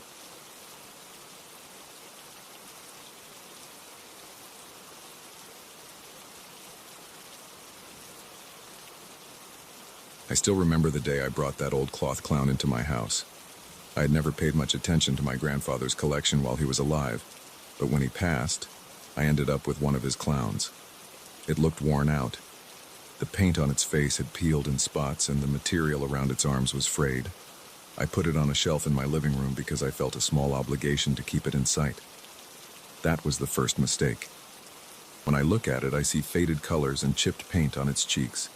The hat is tilted to one side and there's a narrow rip along the seam near its neck. The doll has big cloth shoes and a pair of button eyes. They never move, but I catch myself glancing at them like I expect something to change. The shelf is about 5 feet off the ground. The clown sits in the center, leaning against the wall with its tiny cloth hands resting on its lap. There's a faint musty smell that comes off it, even from a few steps away. I tried to ignore my uneasy feeling. I figured it was just nostalgia mixed with a bit of discomfort about clowns. My grandfather loved them, and it never bothered him. I told myself it was just an old doll. After a few days, I started having strange dreams. At first, they were blurry and quick. I'd see flashes of red and white. Then I'd hear sharp bursts of laughter echoing in the background. I'd wake up, my heart pounding, and my sheets would feel damp with sweat. I'd look around my room, convinced I was imagining it. The alarm clock next to my bed would read 3:14 or 2:57, random times deep in the night. I thought it was stress. Then I heard what sounded like chains dragging in my garage. The first time it happened, I was in bed. It was late. I was still awake because I couldn't stop thinking about that laugh from my dream. Then I heard a scraping sound like metal links moving across concrete. My muscles got tense. My mouth felt dry. My palms pressed against the blanket and I stared at the ceiling. I didn't want to move. I tried to convince myself it was the water heater or some tool-shifting position. It continued for about 10 seconds, then stopped. In the morning, I checked the garage. My garage door has a chain mechanism, but everything looked normal. My tools were in the same spots. Nothing was out of place. I tested the garage door, opened it, and closed it. I listened for unusual rattling. It sounded fine. I moved on with my day. I had coffee, scrolled through messages on my phone, and avoided looking at the clown on the shelf. But whenever I passed by the living room, I felt a prickle on the back of my neck. My eyes drifted to the clown's face. It appeared exactly the same. The chipped paint, the faded grin, no signs of movement. That night, I dreamt I was standing in a small room lit by a single bulb. There was laughter. It was high-pitched and short, like a repeated giggle in another corner of the room. I remember trying to see who or what was laughing. I couldn't move in the dream. The laughter grew louder, then cut off suddenly. I woke up with my sheets tangled around my legs. I was breathing through my mouth and my heart was racing. I looked at the clock. It was close to 4 in the morning. I got up, drank some water, and walked through the hallway to the living room. I turned on the light, half expecting to see the clown on the floor or tilted in a new position, but it was still on the shelf, leaning like always. I whispered under my breath, telling it to stop. I felt silly doing that, but I couldn't shake the idea that the doll was behind the laughter in my dreams. I'm not someone who believes in haunted objects or curses, but I couldn't explain the timing. I stood there, arms crossed, staring at its chipped face. My knees felt a bit weak. My breath came in small bursts. I reached out and nudged it a little just to see if something felt different. It was just cloth and old paint. The material felt rough, and the face was stiff from the paint that remained. The eyes were 2 black buttons sewn in place. I backed away and left the room. The chain sounds in the garage continued every few nights. Sometimes I'd wake up and hear them right away. Sometimes they'd start while I was lying on the couch trying to watch something on TV. The scraping would last a few moments, then stop. I checked the garage over and over. I inspected every corner, tested the door, tested the chain on the overhead track. Nothing seemed broken. Nothing was out of alignment. I kept all the lights on while I did this. I felt a chill on my arms. The hairs on the back of my neck stood up when I walked back into the house. I glanced at the clown on the shelf, then tried to distract myself. After a week of terrible sleep, I noticed I was losing focus at work. My coworkers would ask if I was okay. I'd shrug it off, saying I wasn't sleeping well. I didn't share the details. I didn't want to talk about the clown or my dreams, but my eyes were bloodshot, and I had dark circles under them. My hands shook a little when I had too much caffeine. My thoughts kept circling back to the nights at home. One evening, I decided to move the clown to the closet. I took it off the shelf. As soon as I touched it, I felt a strange sensation in my stomach, like a sudden drop. I walked it to the closet and placed it on top of some boxes. I stood there for a moment, wondering if that would make a difference. I closed the closet door and exhaled. My shoulders relaxed a bit. I felt like I'd done something to regain control. But that night the dreams returned. The laughter was louder. This time I felt like something was behind me in the dream, brushing against my back. I woke up gasping. My pillow was soaked with sweat, and my hair felt damp at the roots. I sat up in bed, pressing the heels of my hands into my eyes. My heart thumped in my chest. I told myself it was just stress. I forced myself to leave the bedroom and check the closet. I opened the door and aimed a flashlight inside. The clown was still there, leaning against the back wall, button eyes facing the door. I stepped back and closed it. Then I heard the chains in the garage. They started as a soft rattle, then dragged for a few seconds. My breath caught in my throat. My mind raced with excuses, but none of them felt convincing. I walked to the garage door inside the house. I turned on the light. I listened. I heard nothing. I stepped into the garage and stood near my car. The overhead light was bright. The door chain was motionless. No tools were moving. I turned around and went back inside, locking the door behind me. My hands trembled as I turned the lock. I tried sleeping again, but I kept hearing that laughter in my head. It repeated in my thoughts, jabbing at my nerves. I squeezed my eyes shut and tried counting backward from 100. Eventually, I drifted off.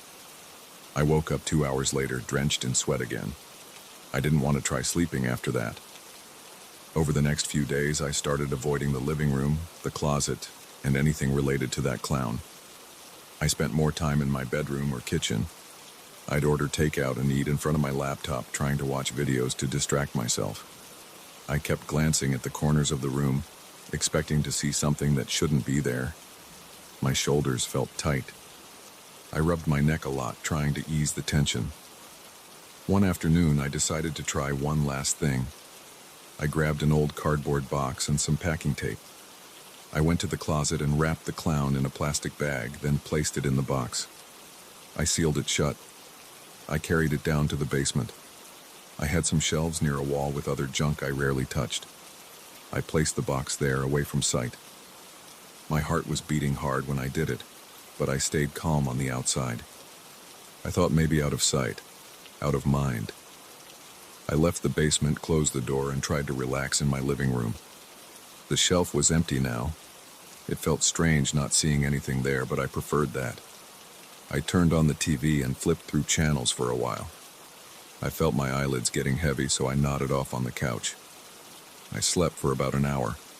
Then I snapped awake because I heard a single sharp laugh. It sounded like it was right next to my ear.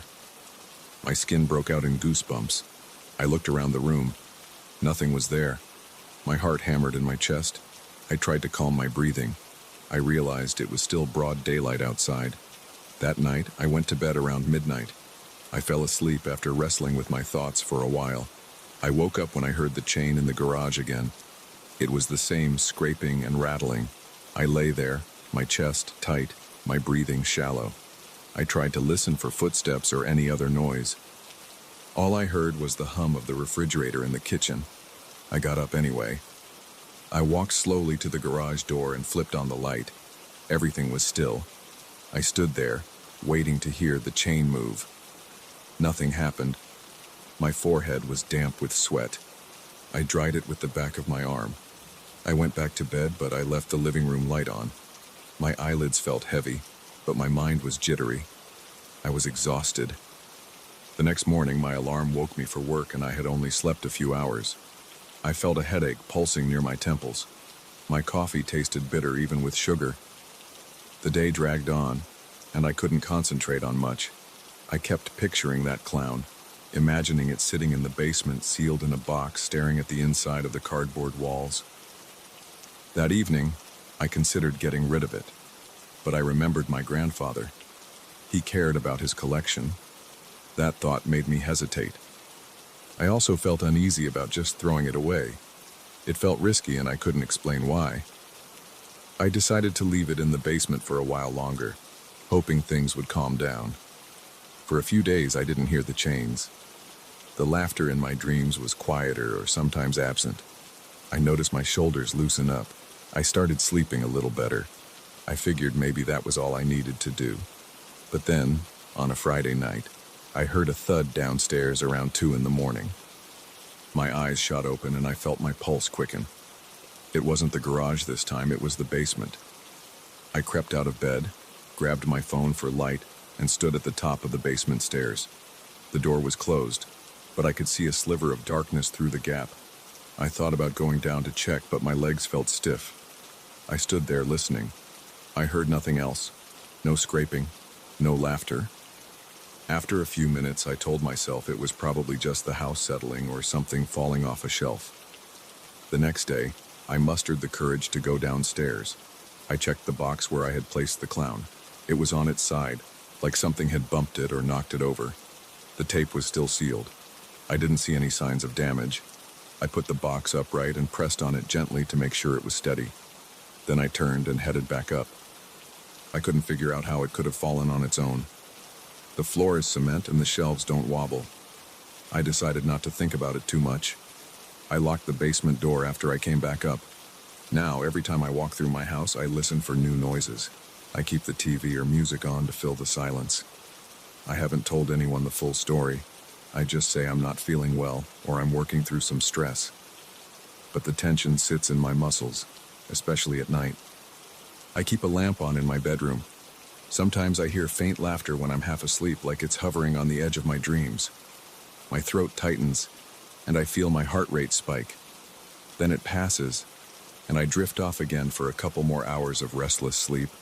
I wish I knew how to shake this feeling. I still don't believe in haunted objects, at least not in the traditional sense, but I can't deny what's happening. My body reacts in real ways. My heart pounds, my skin tingles, and I break out in cold sweats. My stomach churns. Whenever I think about that old cloth clown, I feel like something is coiled inside me, ready to spring. I haven't touched the box since I picked it up that day in the basement. I'm not sure if I ever will. Maybe I'll call a friend to help me get rid of it. Maybe I'll just leave it down there for good. I haven't decided yet. Right now, I'm just trying to get through the nights. I keep the lights on. I keep the TV volume at a decent level, and I stay alert for any strange sounds. If I hear chains in the garage, I remind myself it might be the metal contracting with the temperature or some random shift in the door mechanism. If I have a dream filled with laughter, I try to calm my breathing and remind myself that dreams aren't real.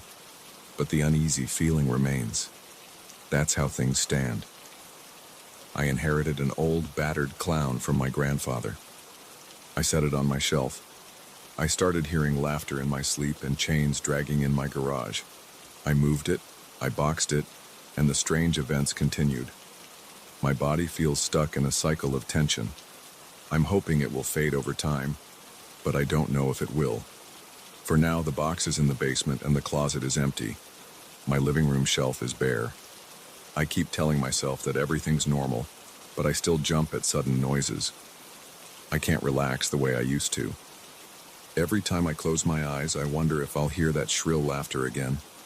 And every time I pass the basement door, I feel a small jolt in my chest, like something might be waiting on the other side.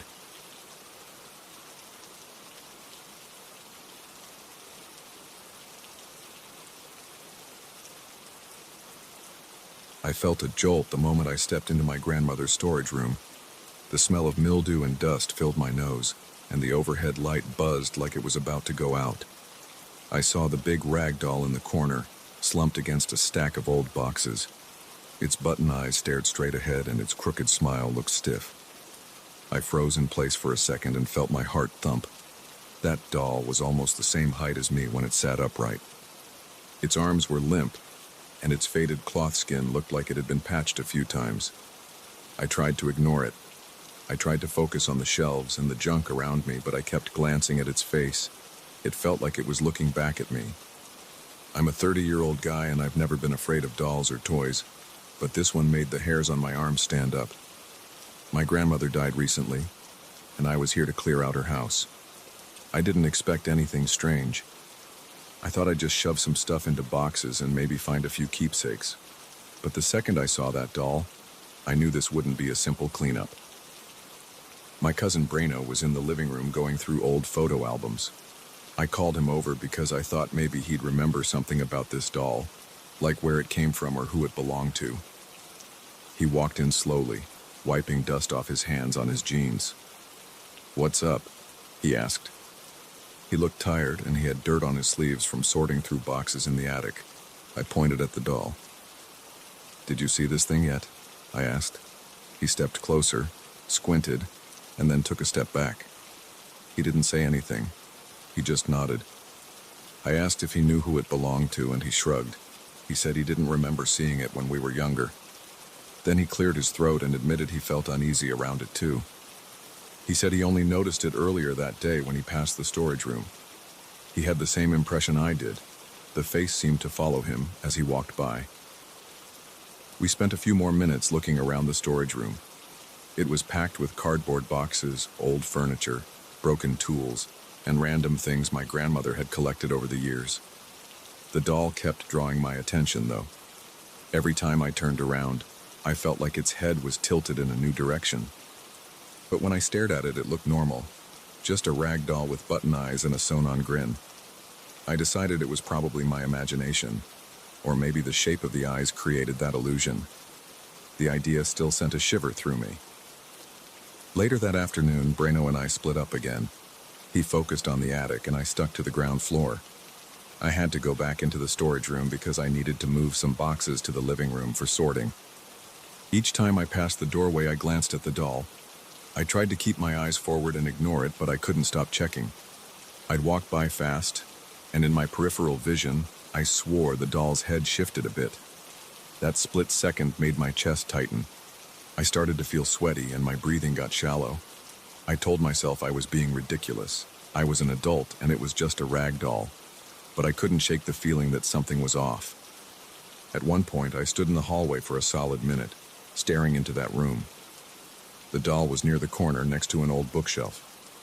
I wanted to see if it would move while I watched. I focused on its face. It had button eyes with little black threads holding them on, and the fabric around the mouth was fraying. The smile was uneven, with one side higher than the other. Nothing moved. It was completely still. My pulse slowed, and I started to relax. I told myself that I was spooking myself for no reason. I picked up another box and carried it to the living room. About an hour later, I was in the kitchen rummaging through drawers. I found some old silverware, some chipped plates, and a few stray keys. I heard Braino walk in, so I asked him how it was going. He said he had found some boxes of our grandmother's clothes, plus some old records. We talked about random stuff for a while, trying to keep our minds off the weird vibe in the house.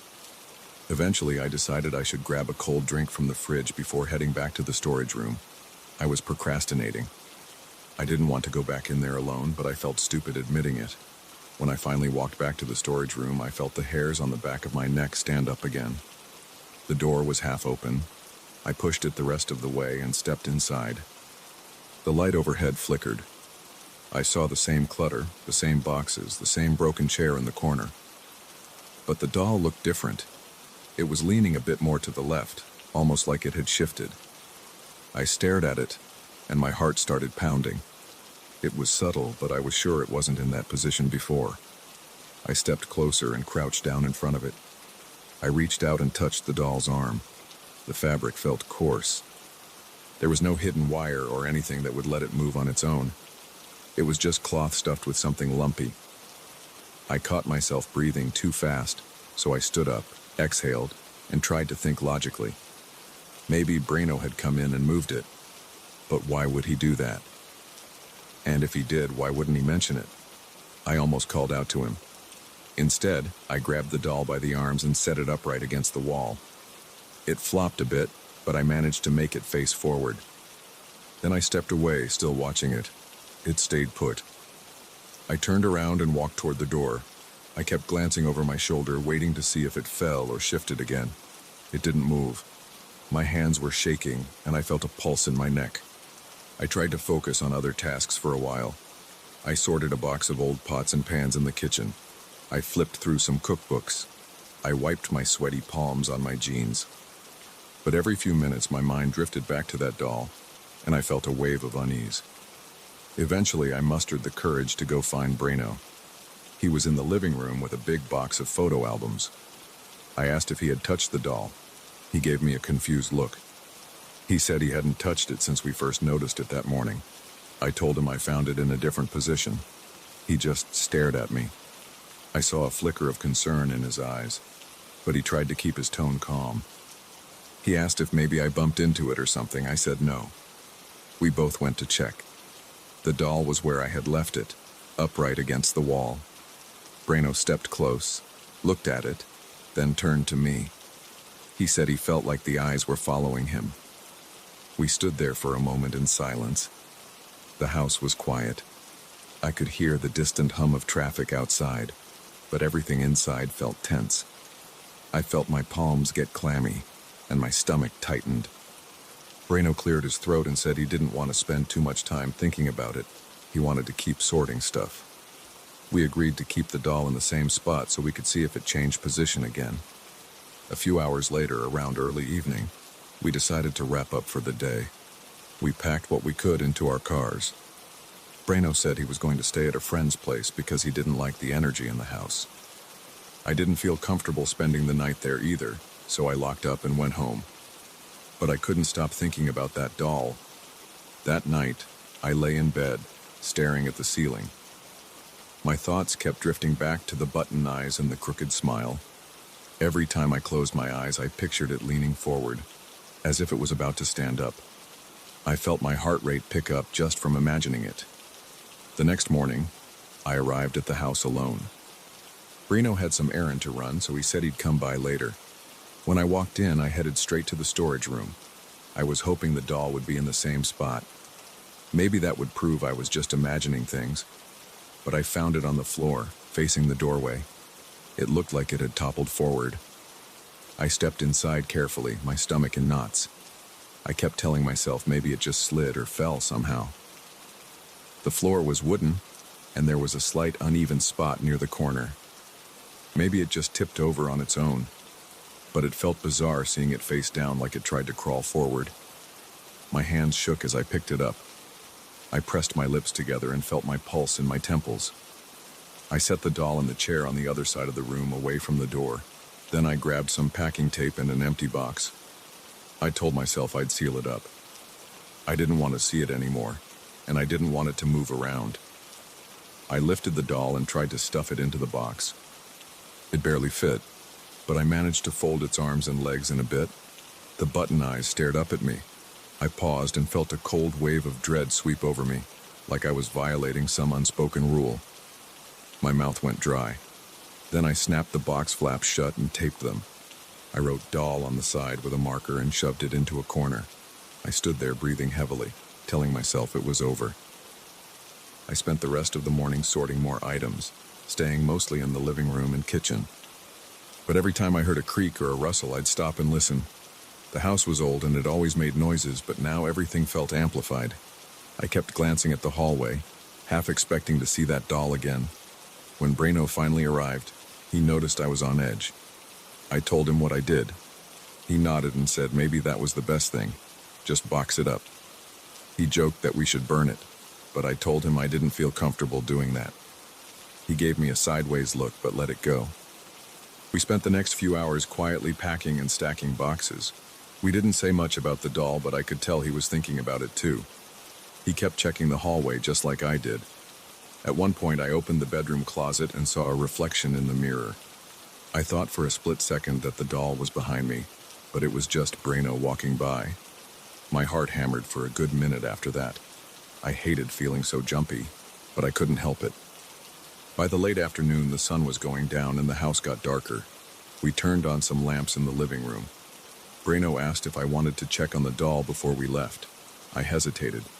I didn't want to see it again, but I also needed to know it was still in the box. I grabbed a flashlight and led the way to the storage room. When I flipped the light switch, the bulb flickered once and died. My flashlight beam shook a bit because my hand was trembling. I aimed it at the corner where I had shoved the box. It was still there, taped shut. I breathed out in relief. Brino asked if we should open it and show it to some collector or something. I said I wasn't sure. I didn't want to deal with it anymore. We decided to leave it as is for now. We locked the storage room door and headed out. On the drive back, we didn't say much. My mind kept returning to that sense of being watched. Even though I knew the doll was sealed in a box, I couldn't shake the idea that it was aware of what we did. I still have that box in my carport, waiting to figure out what to do with it. Part of me wants to throw it in the trash. Another part of me thinks maybe we should donate it or just leave it at the house until it's sold. Every time I think about taking the tape off and looking at it again, I feel my stomach twist. I keep replaying the way it seemed to move or fall over on its own. I remember how its face looked like it was following me around the room. I tell myself it's all in my head, that it's just a doll made of fabric and buttons. But even as I say that, I feel that same jolt of fear I felt the first time I saw it. I've decided to let Brino handle the doll when we finish cleaning out the rest of the house. I don't want to deal with it alone anymore. I don't need more sleepless nights thinking about those button eyes. That's the truth of it. It's just an old rag doll, but it made me feel more uneasy than anything else I've come across. And until we finally get rid of it for good, I don't think I'll feel at peace.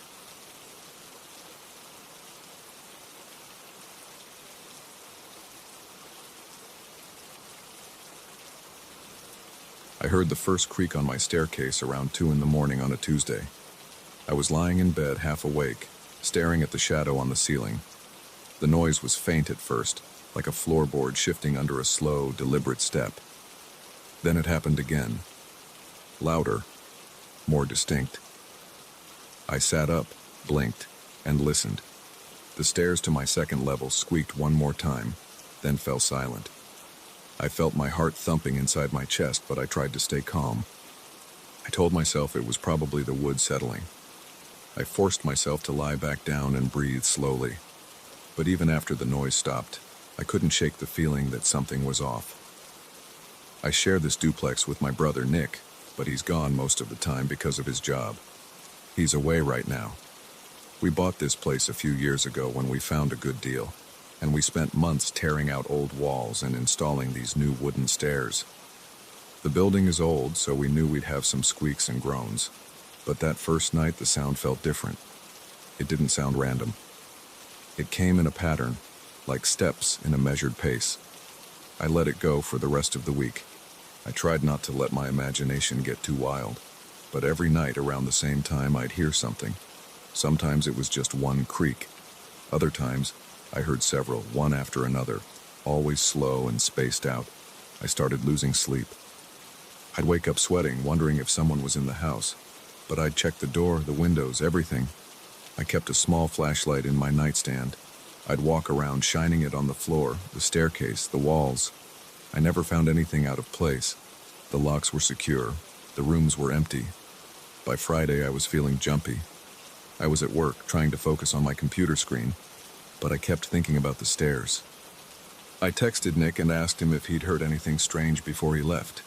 He just wrote back once or twice. Thought it was the neighbor. But the neighbor's stairs are on the other side of the building. The squeaks we hear at night come from our own steps. I told him that, and he just sent a shrug emoji. That night, I decided to do something about it. I set my phone to record audio. I placed it on the small table in the upstairs hallway, right next to the staircase. I let it run all night. Then I went downstairs, locked up, turned off the lights, and tried to sleep. I felt uneasy. My chest felt tight. I stared at the digital clock on my nightstand, watching the minutes tick by. Nothing happened for a while. Then, around 2:15, I heard the first squeak. I reached for my phone and realized it wasn't next to me. It was still upstairs recording, so I just lay there listening. The squeaks moved upward, one step at a time. Sometimes there was a pause between them. Sometimes they came in quick succession, like someone taking 2 steps in a row. I gripped the sheets and waited. Then everything went quiet again.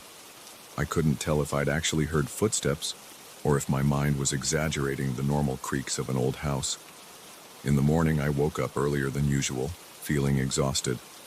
My eyes burned. I stumbled upstairs to get my phone. The recording was still going.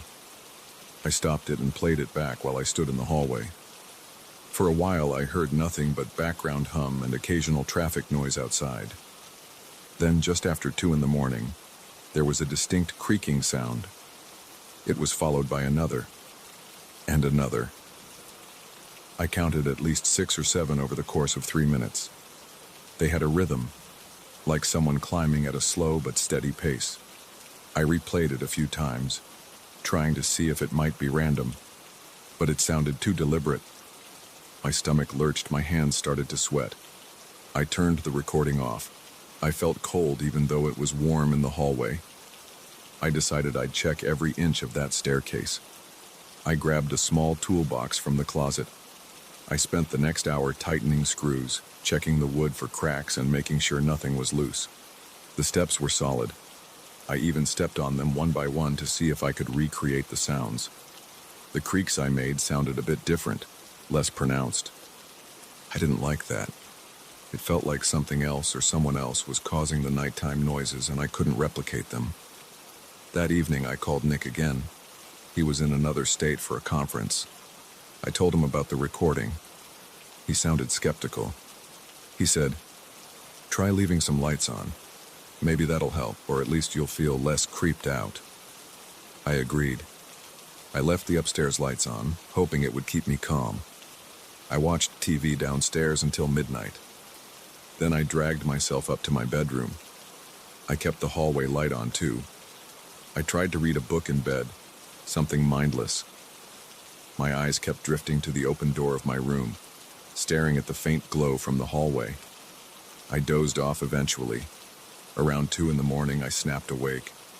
My ears were ringing with silence. I sat up. I waited. Then I heard it. The slow, heavy sound of wood bending under weight. One step. Pause. Another step. Pause. My heart hammered in my chest. My legs felt stiff. I reached for the baseball bat I'd started keeping next to my bed. I couldn't see anything from my angle. The hallway was partially lit, but the stairs themselves were around the corner. I stood up slowly. My feet felt like lead. I took a few steps across the room. My mouth felt dry. I heard another creak, closer this time, like it was maybe 1 or 2 steps away from the top of the staircase. I took a deep breath and rushed out into the hallway, flipping the bat in front of me. The stairs were empty. The light was on, and I could see every step clearly. There was nobody there. I flicked my eyes around the landing, the corners, the second bedroom door, the small storage closet. Nothing. No movement, no sign of forced entry.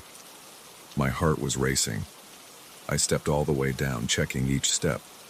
I walked through the living room. I checked the lock on the front door.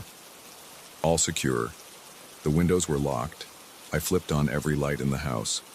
I went back to bed around 4 in the morning, feeling paranoid. I barely slept. The next day, a Saturday, I called a friend who works as a contractor. I asked him if there could be some weird structural issue causing these sounds. He said it was possible the wood was expanding and contracting with temperature changes, or that the new installation might be settling. But the pattern sounded unusual to him. He offered to come by and look at it. We scheduled a visit for that afternoon. He came over, tested the steps, looked at the beams under the staircase, tapped on the walls. He shrugged and said everything looked fine. He told me it might just be a normal quirk of the house. I felt frustrated but tried to move on. That night I set up my phone to record again, but this time I also propped up my laptop in the hallway to record video. I didn't trust audio alone anymore. I wanted visual proof. I made sure the hallway light was on so the camera would pick up something if it showed up. I told myself I would get some rest and check in the morning, but my anxiety kept me up. I watched random clips on the internet, anything to distract myself from the staircase. I finally crashed around 1 in the morning, phone next to me in bed this time. I woke up to the faint gray light of dawn. I grabbed the phone, scrolled through messages, and then remembered the recording. My laptop was still out in the hallway, pointed at the stairs. I hopped out of bed and went to see if the battery was still alive. It had shut off after about 3 hours. I cursed under my breath, but at least it had recorded from around midnight until 3. I grabbed the phone, found the audio file, and started skimming through it. I stopped at around 2:10 a.m. The first creak was faint. Then it happened again, louder. The next few squeaks were spaced by a few seconds each, almost like a pattern. I felt my mouth go dry. My hand trembled a bit. I closed the audio and played the video on my laptop. There was about 3 hours of footage. I fast-forwarded until about 2:10. I saw the empty hallway with the stairs. The light was on. Everything was still. Then, right at 2:12, I heard a creak on the audio track of the video, but the screen showed nothing moving. The stairs were empty. No shadows, no shifting, nothing. Another creak, louder this time. Still nothing visible. My heart sank. I paused the video, rubbed my eyes, and replayed that portion. The audio was unmistakable. The stairs made noise like someone stepping on them, but visually they were static, as if no one was there. I decided to stand on the landing and listen. Sometimes, if the house is silent, you can hear the traffic outside or the hum of the fridge. But I wanted to see if I noticed anything weird during the daytime. For about 20 minutes I just stood there, leaning against the wall, waiting for a creak. Nothing happened. The house felt normal in broad daylight. I even jumped on a few steps to see if I could replicate that exact sound. Mine sounded heavier and more abrupt. The recorded footsteps were slower and somehow more deliberate. It gave me chills thinking about it. That afternoon, I double-checked all the vents, the heating system, anything that might cause a pattern of expansion and contraction. Everything looked fine. I even turned the heat off for the night so the temperature inside would stay stable. I figured maybe if the temperature wasn't changing, I wouldn't hear anything. I left all the lights on again and tried to sleep. This time, I actually slept a little better, probably because I was so tired. But I did hear a few noises around 3 in the morning. I groaned, covered my head with a pillow, and tried to ignore them. I didn't want to keep torturing myself, but a part of me still listened. Each time I heard a step, my pulse quickened. I felt sweat on my forehead, but I forced myself to stay in bed until morning. On Monday, Nick came home unexpectedly early. He dragged his suitcase inside, looking exhausted, and tossed it by the door. I told him everything. I showed him the audio recordings. I showed him the video. He frowned, played it back a few times, and shook his head. He said, "That's messed up, man. You're sure nobody's sneaking in?" I told him I checked everything, all the locks, all the windows, the whole place. Nothing suggested a break-in. He walked up and down the stairs, trying to make the same noises. It was close, but not exact. We both felt uneasy. Even having him there didn't calm me down completely. We decided to try staying up together one night just to see if we could catch something in real time. We made coffee, turned on the TV in the living room, and waited. We talked about random stuff, joked around a bit. By 1:30, we were both yawning.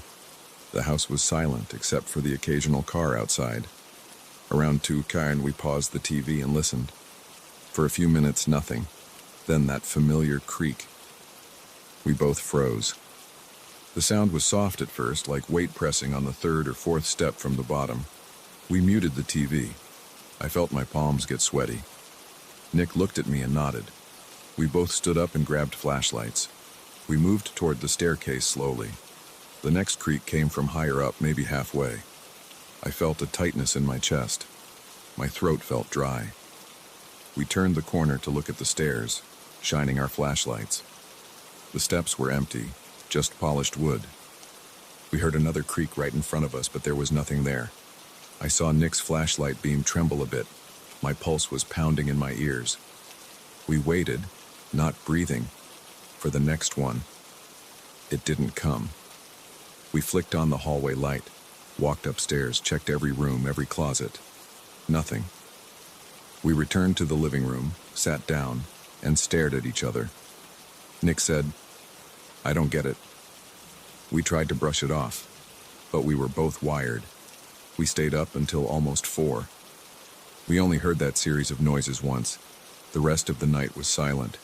In the morning, Nick said he had to leave again in a couple of days for another work trip. He asked if I wanted to stay at a friend's place while he was gone. I shook my head. I want to figure this out. I don't know how yet. I'm keeping my phone ready to record, I'm keeping the lights on, and I'm checking every door twice. But I know what I heard. We both heard it. Every time I walk up or down those stairs, I feel uneasy. It's like I'm waiting for something to grab my shoulder or show up in the corner of my eye. I'm not sure what happens next. I'm not expecting a sudden explanation. All I know is that each night around 2 in the morning, the stairs creak like someone's there, climbing slowly. I haven't seen anyone. I haven't found any physical evidence that anybody's sneaking in. The audio recordings confirm the noises. The video shows nothing. It's hard to sleep, but I try. When I do sleep, I leave a light on and I keep my phone close. Nick does the same when he's around.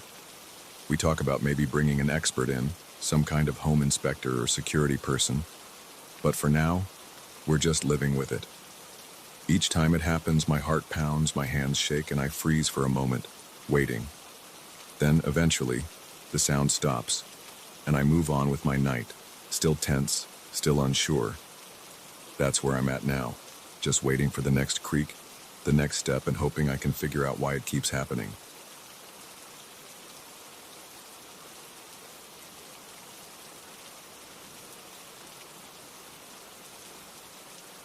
I remember the first night I spent in that house.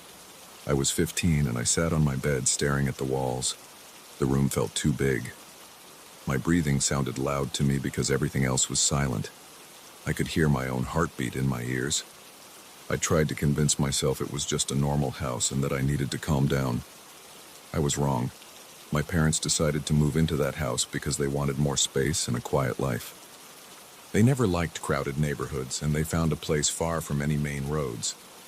The driveway was long, and the neighbors lived pretty far off. The front lawn stretched out in every direction, and there were only a few trees in sight. It looked peaceful. From the outside, the place seemed perfect for a family that wanted space to breathe. I didn't argue with them. Back then, I did what they said. When we moved in, I noticed how the floors creaked. Every step I took felt heavier than usual. I'd walk down the hallway to my new bedroom and my footsteps echoed. I assumed it was because the house was old, but there was something else. Each corner of that place felt like it held something in the shadows. I tried to shake off that feeling by telling myself I was just adjusting, but the first night proved I wasn't imagining it. I sat on my bed, looking at my door. The hall light was off, but I could make out the outline of the frame. I heard this low sound, like a breath or a faint voice. It came from the other side of the door. My chest tightened, and I wondered if my dad was out there checking on me. I called out, "Dad?" No one answered. I waited, holding my breath. The whispering sound faded after a few seconds. I stood up and turned on my lamp. My hand shook. I went to the door, opened it, and looked into the hallway. It was dark and still. Nothing moved. I felt a small chill on my arms. I brushed it off as a draft from somewhere. In the morning, I saw the lock on my bedroom door was undone. The door wasn't wide open, but the lock wasn't engaged. I was sure I had locked it before going to bed because I liked feeling secure. I doubted myself for a moment, telling myself maybe I forgot. But I knew I didn't. I decided not to mention it to my parents. I didn't want them to think I was anxious for no reason. Each night I heard small noises in the hallway. They weren't loud enough to be full whispers, but they sounded like soft, shaky breaths. It was almost like someone stood outside my room, trying not to be heard. Sometimes, I'd stay up with my ear pressed against the door. I could feel my heart pounding in my chest. My hands would start to sweat. I tried to think of logical reasons for those sounds. Maybe old pipes or wind coming through a crack in a window. But it never felt like that. It felt like a presence. A few weeks later, I woke up around midnight because I felt something move on the bed. The sheets around me shifted like someone lay down on the other side. My chest felt tight, and I froze in place. My eyes were open, but the room was dark. I whispered, "Hello?" My voice shook. I reached out my arm, expecting to touch a body. My hand touched nothing. The bed was empty, but the weight on the mattress lasted for another 10 seconds. Then it vanished as if someone got up. I sat up and turned on the light. There was no one there. I stared at the spot, trying to find a dent on the sheet or some sign of a person. It looked normal. My breathing was rough and my hands trembled. I remember wiping sweat from my forehead. That night I barely slept. In the morning I found my door unlocked again. My parents were downstairs having coffee. I considered telling them but changed my mind at the last second. I thought maybe they would dismiss me or they'd worry too much. I decided to keep it to myself. Over time, the routine continued. Some nights I heard the doorknob rattle. Other times I heard that low whispering near the door. Always around midnight. The house was huge, and I explored many of the rooms during the day. I found old closets, dusty attics, and a basement with a low ceiling. My parents told me the previous owners left behind some furniture in the attic, but I never found anything interesting. Still, I felt uneasy in every corner of that place. Even during the day, it never felt warm or inviting. The silence was heavy, and it seemed to follow me around. One day I decided to check all the doors in the house. I went room by room, making sure each lock worked. I started with my bedroom, then moved on to the guest rooms, the kitchen door, and the back door. Everything seemed fine. At night I locked my bedroom door and pulled on it a few times to be certain. Then I stayed awake, reading a magazine and waiting to see if the lock would change. Around 1 in the morning I heard a scrape against the wood. It sounded like fingernails lightly touching the door from the outside. My arms tensed. I put the magazine down and got up. I tried to be silent. I placed my ear against the door and listened. I heard that soft whispering again. It sounded like slow, shaky breathing. My heart thumped hard and my throat felt dry. I wanted to fling the door open and see who was there, but I was afraid I'd find nothing. The idea of finding someone was scary, but the idea of finding nothing at all was worse. I waited for the sound to stop. After maybe a minute, I tested the lock. I turned it slowly. It was still locked. I stepped back, took a deep breath, and opened the door. The hallway was empty. The overhead light was off, but I could see the faint glow from the bathroom nightlight at the end of the hall. No one was there. My chest felt tight, and my mouth felt dry. I checked the other rooms. Each door was locked. My parents' room was closed, and I heard my dad snoring inside. I stepped back to my bedroom, shut the door, and locked it again. I felt stupid, like I was chasing a ghost, but I couldn't ignore the tension in my stomach. A couple of weeks after that, I decided to sleep with headphones on. I thought if I couldn't hear the whispering, maybe I'd calm down. So I picked some music that helped me relax and tried to drift off. At first, it worked. I felt my muscles relax, and my mind started to wander. But around 2 a.m, I woke up with a jolt. I didn't hear anything, but I felt something. The hairs on my arms stood on end, and the air felt cold. I turned over and saw my door standing half open. I had locked it. My heartbeat picked up and I yanked the headphones off. I sat up and stared at the door. I didn't see anyone, but the hallway light was on now. I knew I had turned it off earlier. My hands were shaking, and I felt a chill on the back of my neck. I got up and walked to the hallway. My feet felt heavy on the old floorboards. I stood there for a moment, looking left and right. Nobody was around. I switched off the light and closed my door again. I locked it one more time, pulling on it until it rattled. I got back in bed, but I couldn't sleep. I just stared at the ceiling, waiting for morning. At breakfast the next day, I tried to act normal. My parents talked about their plans for gardening. My mom wanted to plant flowers along the fence. My dad talked about repainting the living room. They both seemed calm. I glanced at them and wondered if they ever heard anything at night. They never mentioned it. I started to question my sanity.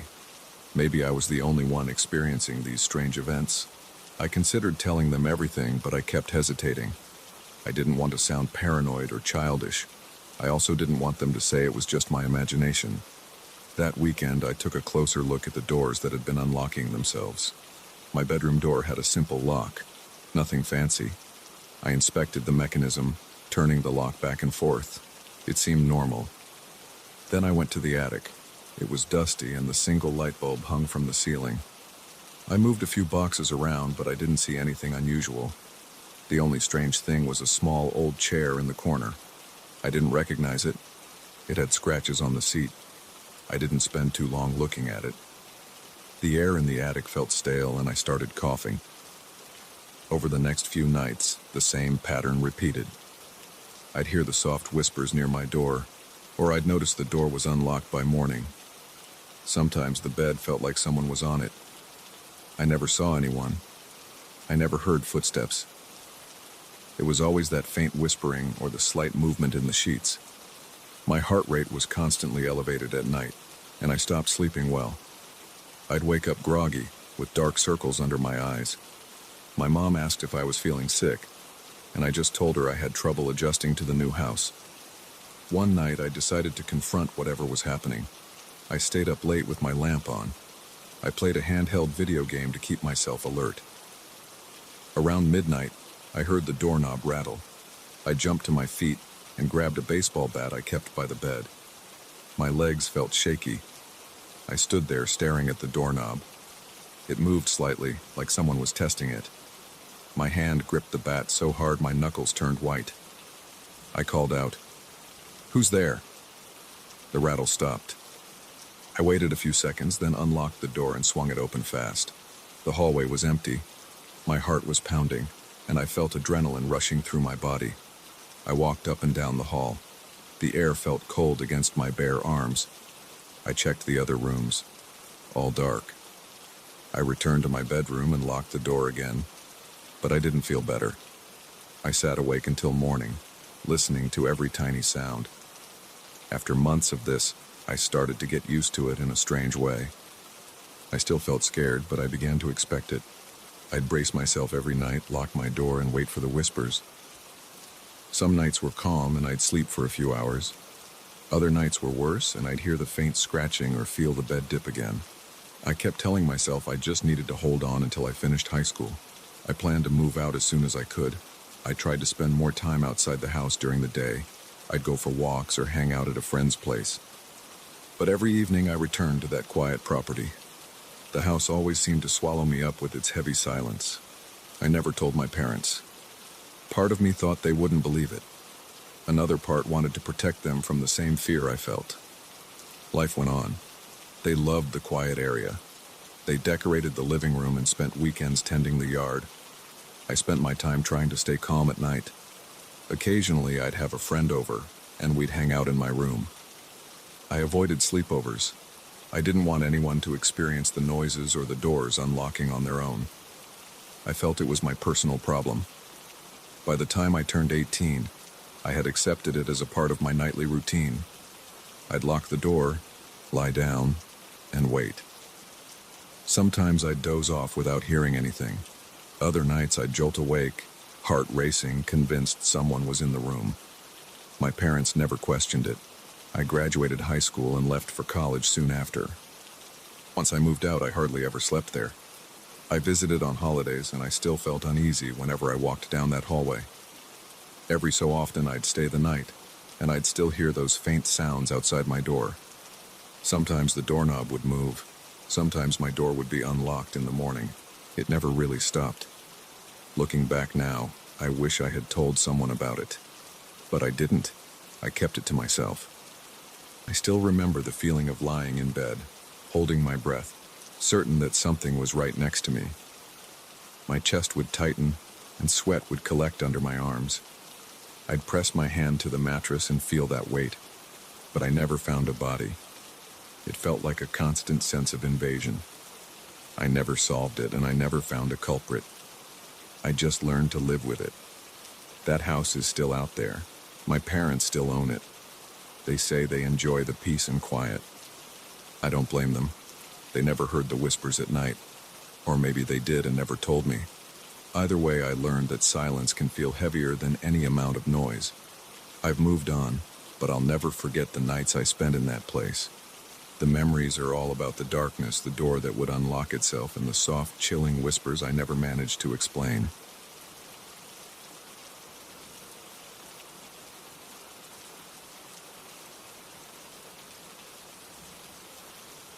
I'm not a superstitious person, but something in that old building makes me edgy. I work in a gift shop set up inside a house from the early 1900s. It's a 2-story place with creaky floors and narrow hallways. By day, it feels quaint. At night, it doesn't feel right. I hear noises, soft footsteps, and low murmurs from the second floor. There's nothing up there anymore. No stock, no offices, nothing. My coworker told me that boxes sometimes drop off shelves as if someone pushes them. The owner calls it an old building quirk. I don't buy it. My name's Eric. I've worked here for about 8 months. I started this job because I needed something stable, and the shop seemed like a quiet place. The front has a wide entrance with big windows for displays. The second floor used to be a living area when this was a house. It's mostly empty now, except for some old furniture in the corners. When I come in each morning, it's calm. Sunlight streams through the windows and the shop smells like scented candles. Customers browse novelty mugs, picture frames, or small figurines. They chat in low voices because it feels like a cozy nook. I'm usually the last one to leave at night. I close the register, turn off most of the lights, and lock the doors. The problem starts around that time. It's always after I switch off the main lights. The shop goes dim except for the fluorescent glow near the back. I stand at the counter, finalizing the receipts or counting the cash drawer, and I hear these muffled footsteps above my head. It's not a constant walk. It's more like short pacing, 3 or 4 steps, pause, then a few more steps. Sometimes I think I hear a voice, but it's never clear. Just a low sound that makes the hairs on my arms stand up. The first time I heard it, I thought it was the pipes or maybe the wind, but the sound is too distinct. I can't mistake it for normal building noise. It's the kind of thing that makes my stomach tighten. My hands start to sweat, and I glance around even though I know I'm alone. I look at the staircase in the back of the shop that leads upstairs. It's an old wooden staircase with chipped paint, and it squeaks if I put my foot on the first step. I've gone up there a few times to check, usually turning on the overhead light before climbing. I never found anyone. I see dusty floors with footprints, but I can't be sure if they're from me or from the person who restocks occasionally. I mentioned it to the owner once. His name is Calvin, and he's about 50. He gave me a half smile, shrugged, and said something like, "This place has its quirks, it's old." Then he changed the subject. He always does that. My coworker Sarah has more stories. She said that once she was rearranging some stuffed animals on a shelf, and one box slid off on its own. There was no one around, and she swears she didn't bump into it. A few days later, she was helping a customer when a different box fell. She tried to laugh it off, but it felt weird. About a month into my job, I got the closing shift every night. That's when I started noticing more strange stuff. Sometimes I'd set things in perfect order on the shelves. 15 minutes later, I'd find them on the floor or turned around. It's small stuff, but it adds up. One night I was stacking some small ceramic figures and I heard a soft thud behind me. I turned and a little box of gift tags was on the ground.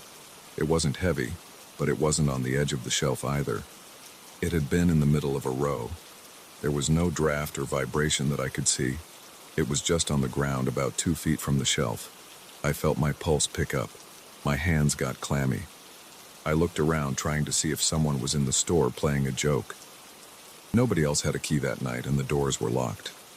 My mind raced. I picked up the box, put it back, and hurried through the rest of my tasks. I turned off the lights and left faster than usual. Over time, these incidents became more frequent. I'd hear slow footsteps upstairs while I was balancing the register, or I'd hear a faint voice, a mumble that lasted a second or two. It never formed real words, at least not that I could make out. My heart would pound, and I'd feel a chill across my back. Sometimes I'd get goosebumps on my arms. I kept telling myself it was just an old building with creaky boards, that maybe I was tired or stressed. But it's hard to convince yourself of that when it happens again and again. One evening, Sarah and I were both closing. She was up front cleaning the display windows, and I was organizing some new stock in the back. The store was quiet except for our own shuffling. Then we both heard it at the same time, footsteps upstairs. We froze. I looked at Sarah. Her eyes were wide. She said, "Do you hear that?" I nodded. The steps moved across the length of the upstairs floor, then stopped. Neither of us spoke for a few seconds. Then Sarah whispered, "You want to go check?" I took a flashlight from the back. My heart was thumping so loud I felt it in my ears. Sarah followed me to the staircase. I flicked on the overhead light. It's a dim light, so I still use the flashlight. The stairs creaked as I walked up. My mouth felt dry. I reached the top, scanning the hallway. There's a small landing, then 2 rooms on each side, and an old bathroom at the end. The doors were open, and it looked empty as usual. Nothing moved. Sarah stayed a few steps behind me, not saying anything. I walked into the first room. It still had an old wooden wardrobe and a dusty table near the window. The floor had some footprints in the dust, but they looked old. The second room was almost empty, just a couple of chairs piled in a corner. No sign of anyone. No place to hide, really. We checked the bathroom. The sink and toilet were covered in dust and didn't look like they'd been used in years. I felt a faint draft, but the windows were shut. Sarah sniffed the air and scrunched her nose. She said it smelled stale. I just wanted to get back downstairs. When we returned to the shop floor, we both felt uneasy. Sarah said, "I hate this part of the shift." I nodded, not sure what to say. We finished closing, and I walked out with her, locking the door behind us. We didn't talk much in the parking lot. I got in my car and went home, but the feeling stuck with me for a while. That night I lay awake, replaying the sounds in my head. A couple of weeks later, I had a rough night with extra inventory. We had a big shipment of holiday-themed items. I stayed behind to unpack them and put them on the shelves. It was past 9 when Sarah left. I told her I'd finish on my own. She gave me a sympathetic look, said goodnight, and left. After she was gone, it was just me. The shop was quiet except for the hum of the air conditioner. I started unboxing things in the back. Around 9:30, I heard something upstairs again. It was a single, heavy thump. It sounded like someone dropped a box or maybe kicked a piece of furniture. I stopped what I was doing and listened. Nothing after that.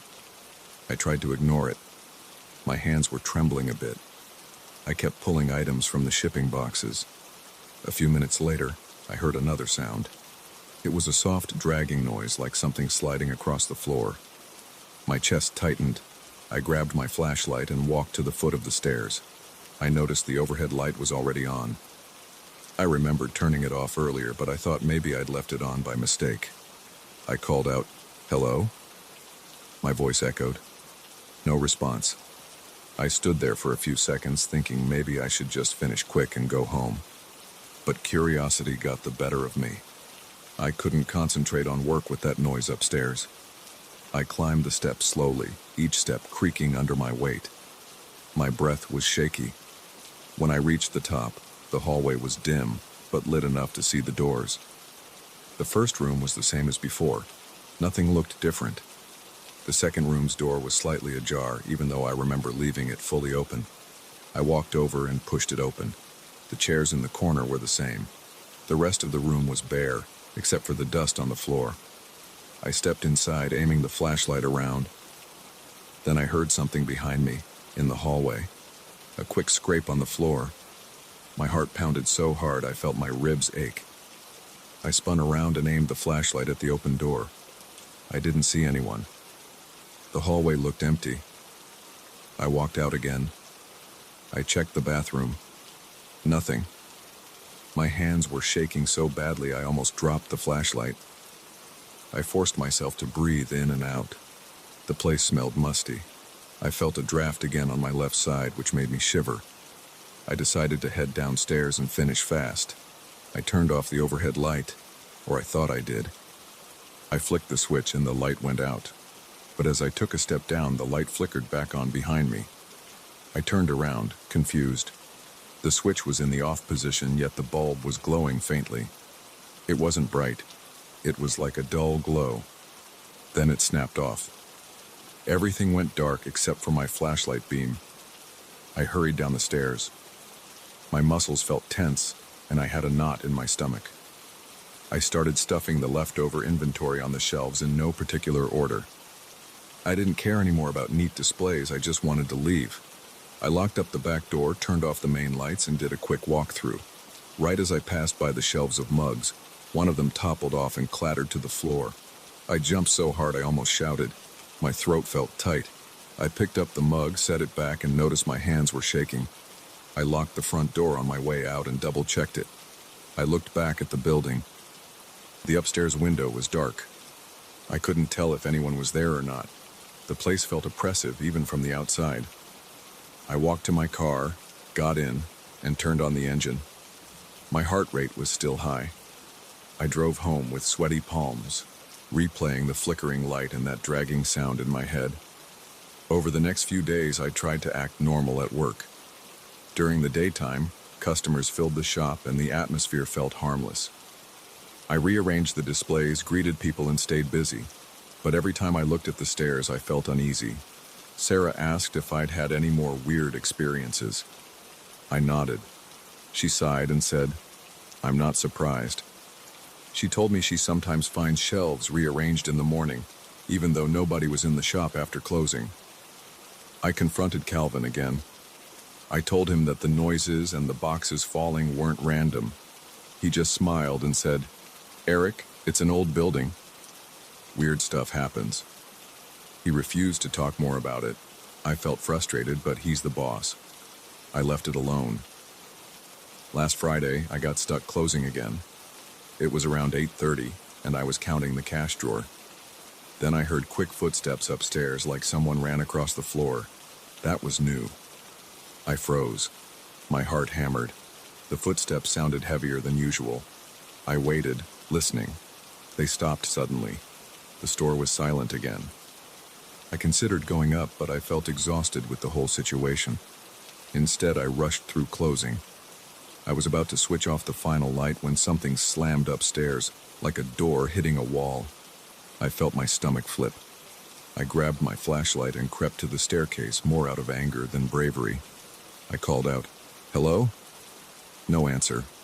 I glared up into the dark. I decided I'd take one more look. I climbed the stairs, flipping the overhead switch. No flicker this time. It stayed on. The hallway was empty, the same as always. I noticed the door to the second room was closed. Earlier, it was open. I walked over, laid my hand on the doorknob, and pushed. It opened smoothly. Inside, the chairs were still in the corner. Dust coated the floor. I felt a slight breeze on my face, but the windows were shut.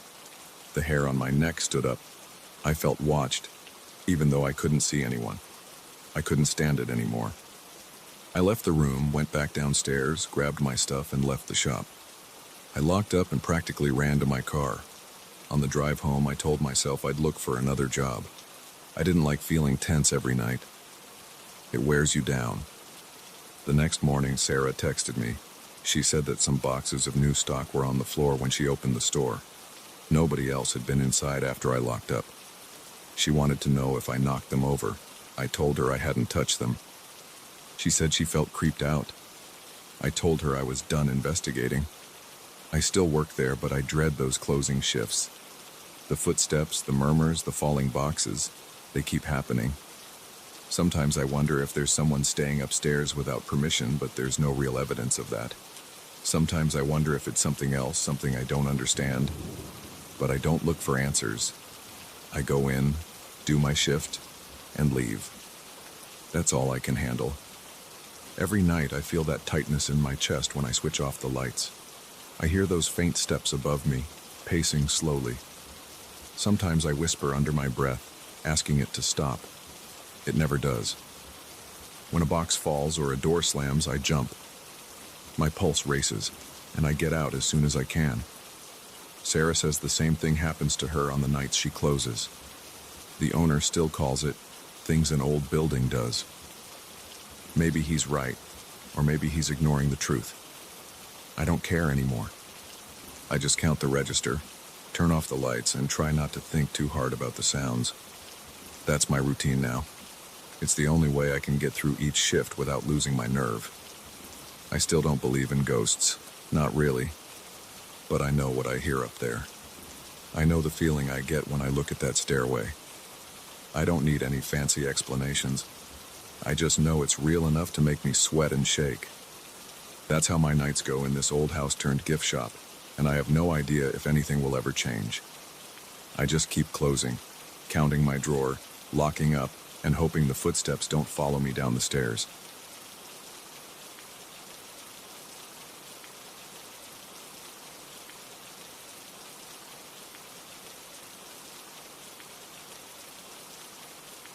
I never expected to feel so tense in such a picturesque setting. I was excited to be the best man at my friend's wedding, and I'd always imagined weddings at country estates as calm, cheerful events.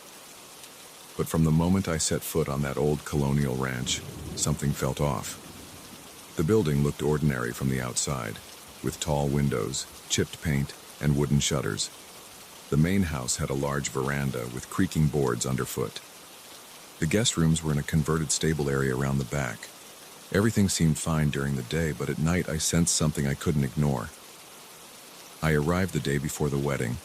My friend Marcus asked me to come early so we could go over last-minute details. The ranch was about an hour's drive from the nearest town, down a dusty road with a rusty gate at the entrance. The property was large, with a big gravel parking area and several old trees that stretched overhead. I parked my car in a spot near a wooden fence, grabbed my bag, and walked toward the main house. The air felt still. There were no loud birds or running water. just a slight breeze rustling the branches. Marcus stood by the front entrance, talking to some relatives.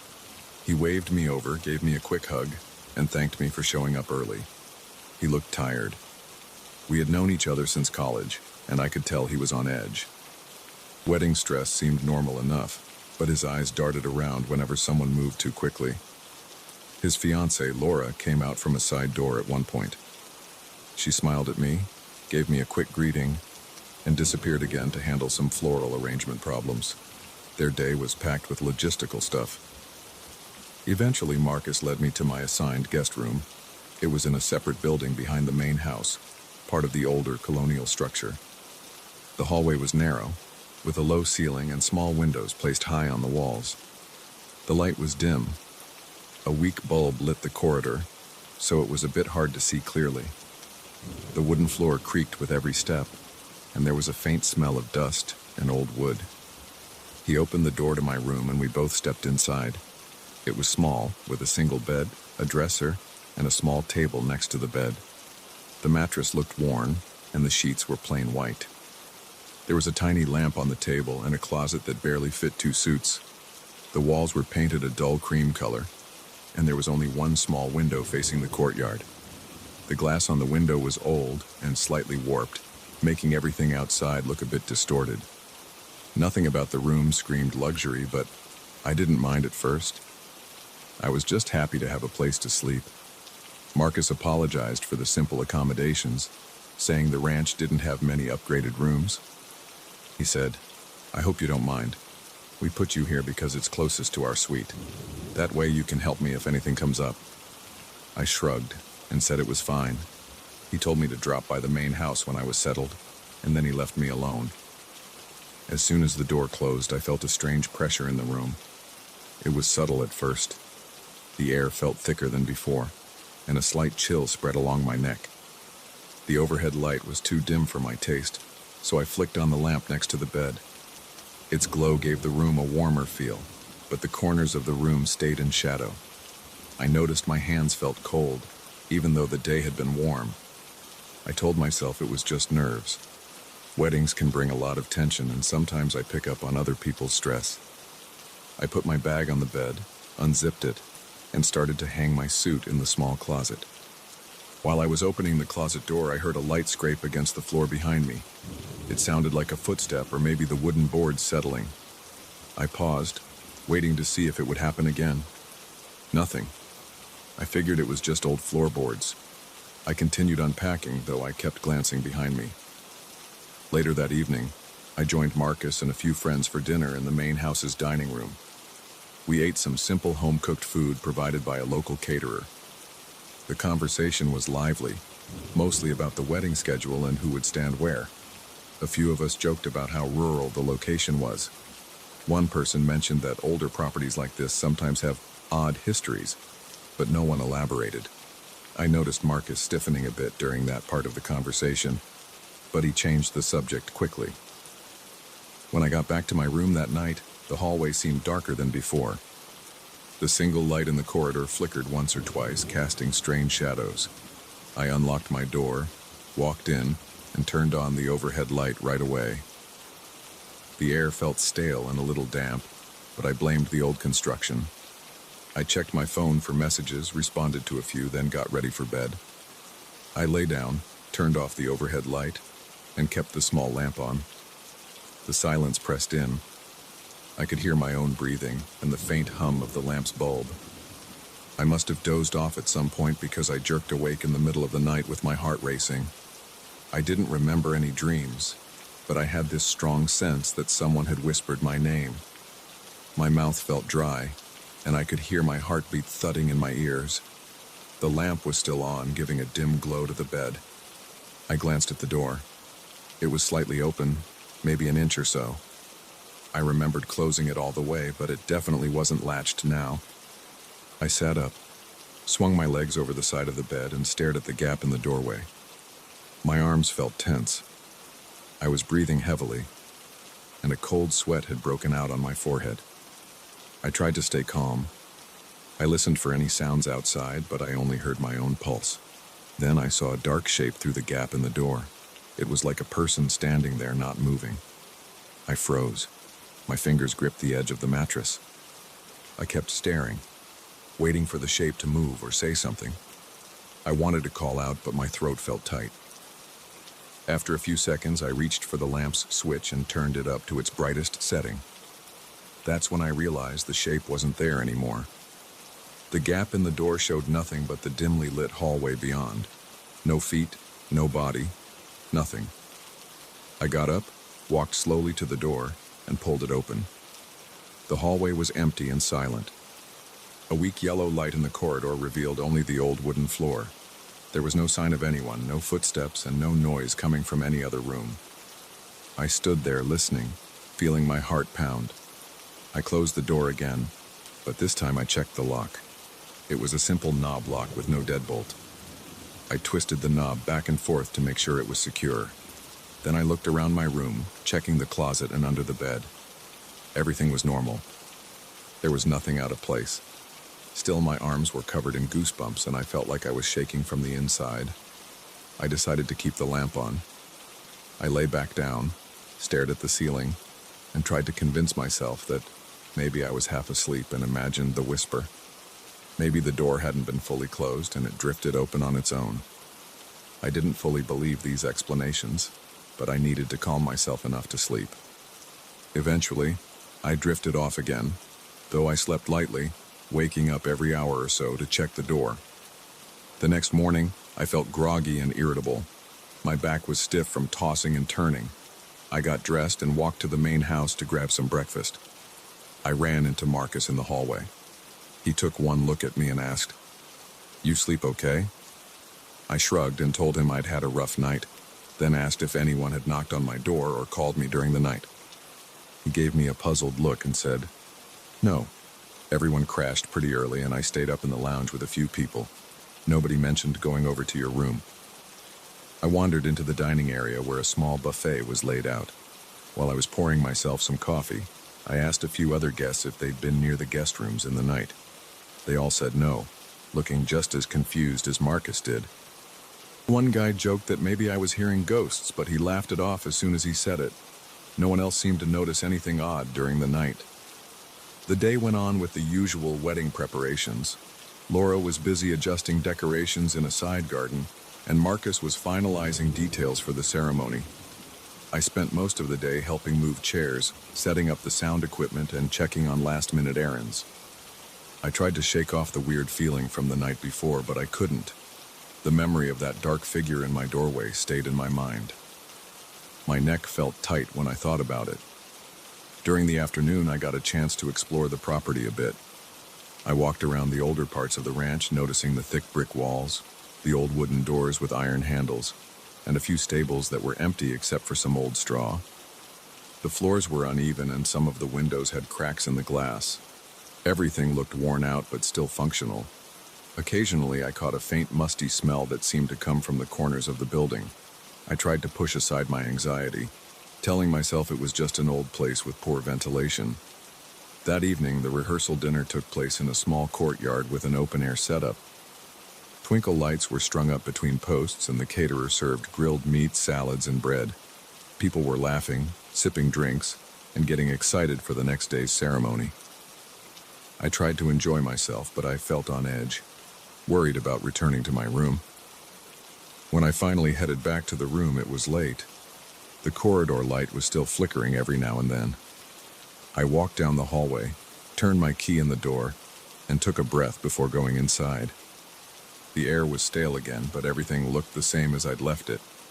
I made a point of testing the door, making sure it shut tight and latched properly. I flicked the overhead light on, along with the lamp. I checked the closet and looked under the bed again, feeling a little ridiculous but not caring. My nerves were shot. I sat on the bed, scrolling through my phone, hoping some mindless browsing would take my thoughts off the previous night. After about half an hour, my eyes started to droop. I got under the covers, left the lamp on, and tried to sleep. It took a long time for me to relax. Every creak made me tense up, and the hum of the lamp seemed louder than before. Eventually, exhaustion took over. Sometime in the early hours, I woke again. This time, I heard what sounded like a soft knock on the door. Just two light taps, as if someone was testing if I was awake. My eyes snapped open and I felt that cold sweat break out again. My heart pounded in my chest. I swallowed hard, looked at the door, and saw it was still closed. I stayed quiet, waiting to see if the knocks would continue. About a minute passed. No more knocks. But then, very faintly, I thought I heard someone whisper my name again. It wasn't clear, but it sounded close. I forced myself to get up. I walked over to the door with my feet almost dragging. My breath felt shaky, and my hand was trembling when I reached for the knob. I opened the door fast, hoping to catch whoever was there off guard.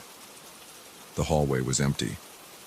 I stepped into the corridor wearing only my t-shirt and shorts. I looked around. The other doors were closed and no one was in sight. The corridor light flickered once, then stayed on. I felt a chill run over my arms. My legs felt weak, like I was ready to run but had nowhere to go. I whispered, "Hello?" But only silence came back. After a few seconds, I stepped back inside and locked the door. I climbed into bed, my heart hammering. I kept the lamp on again. After lying awake for a while, I must have drifted off from sheer exhaustion. Morning came, and I felt even worse than before. I got dressed and made my way to the main house to help with the wedding preparations. Everyone was busy setting up flowers, chairs, and tables. Marcus was going over the schedule with the wedding planner. I waited until he finished, then pulled him aside and told him about the knocks. He said no one had any reason to visit my room that night, and he hadn't heard anything. He seemed concerned but also distracted by the wedding.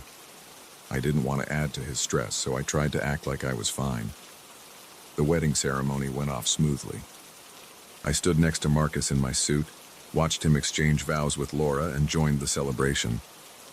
The ranch looked beautiful in the late afternoon light, and everyone seemed happy. People danced in the courtyard, ate dinner, and took photos by a nearby tree. I tried to get into the spirit, but I couldn't stop glancing at the building where my room was located. As the reception wound down, some guests left to stay in hotels in town, and others stayed in different guest rooms in the main house. I was stuck in that same small room. I considered sleeping in my car, but that seemed extreme. I also thought about asking if another room was available, but everything was booked. I tried to rationalize that maybe the stress of the wedding had me on edge, or maybe I was half awake and hearing ordinary house noises. But the memory of that dark figure in the doorway kept bothering me. That third night, I almost expected something else to happen, but nothing did. I slept lightly, with the lamp on, and only woke up once around 2 a.m., hearing what I thought was a scraping noise in the corridor. When I peeked outside, everything was still. I eventually fell back asleep. In the morning, most of the guests were packing up. Marcus and Laura were heading off on their mini honeymoon, and I had to drive back home. Before I left, I told Marcus I'd had a strange experience in that room. He said he was sorry, and that maybe the ranch was older than it looked. We said our goodbyes, and I walked out to my car. I felt a weight lift off my shoulders as soon as I left the property. The drive down the dusty road felt long, but I was glad to see the main highway again. To this day, I can't explain what happened in that guest room. I clearly heard whispers, and I'm certain I saw a shadowy figure outside my door. No one at the ranch admitted to knocking or calling me. I don't know if the place was haunted or if I was just overly tense, but I do know I've never felt that kind of heaviness in a room before. Even though the wedding was a happy event overall, that small piece of it still lingers in my mind. Every time I think of that ranch, I remember the cold sweat, the open door, and the dark shape that vanished when I turned on the light. I don't think I'll ever forget it.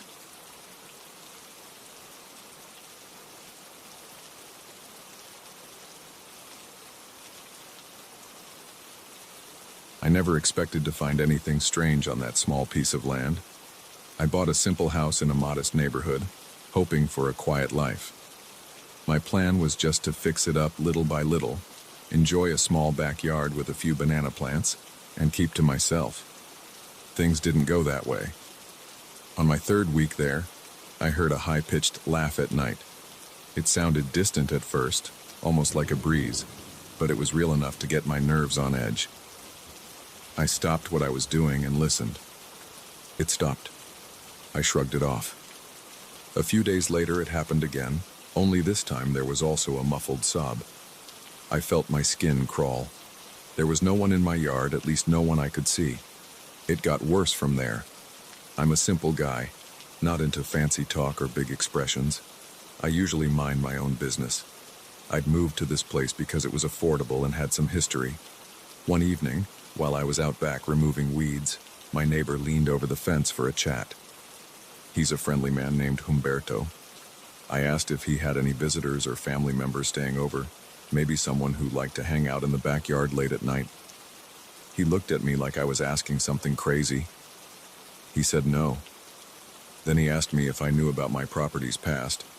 I said I only knew there was an old building there a long time ago. He nodded slowly.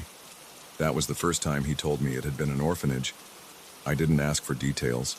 I didn't want to pry. I never thought the previous use of the land would matter. But over the next few weeks I realized something lingered there, and it rattled me. The first few nights after I learned about the orphanage, I tried to stay calm. I reasoned that maybe I was just hearing random noises. The banana plants made weird rustling sounds in the wind. Stray animals sometimes wandered through. I brushed off the laughter and sobbing as my imagination, or maybe the neighbor's TV. But I couldn't ignore it when I woke up one morning, stepped onto my small front porch, and noticed multiple dirt footprints. They were small, definitely not matching the size of my shoes or any adult I knew. I tried to measure them with my hand. They were shorter than my palm. I stood there, heart thumping, wondering who or what made them. The porch was dusty, and the footprints led to the edge where my yard ended, then disappeared.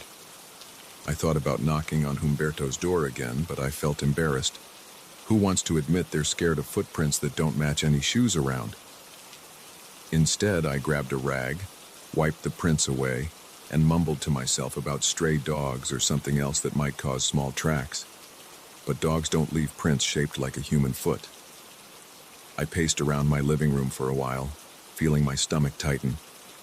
My mind went in circles. Eventually, I forced myself to move on with my day. I went to the hardware store for some paint and new locks, trying to keep myself busy. That night, I settled into bed around 10. It was quiet for an hour. Then I heard the same high-pitched laughter from the backyard. It echoed in the darkness. My chest tightened, and I felt a bead of sweat roll down my temple. I grabbed a flashlight and went outside. The banana plants swayed in the breeze, their big leaves rustling. I saw nothing but damp grass and a few fallen leaves. The laughter stopped as soon as I stepped off the porch. I waved the flashlight around. The only sounds were insects and my own breathing. I went back inside. My hands were shaking, and my back felt tense. The next few days followed a similar pattern.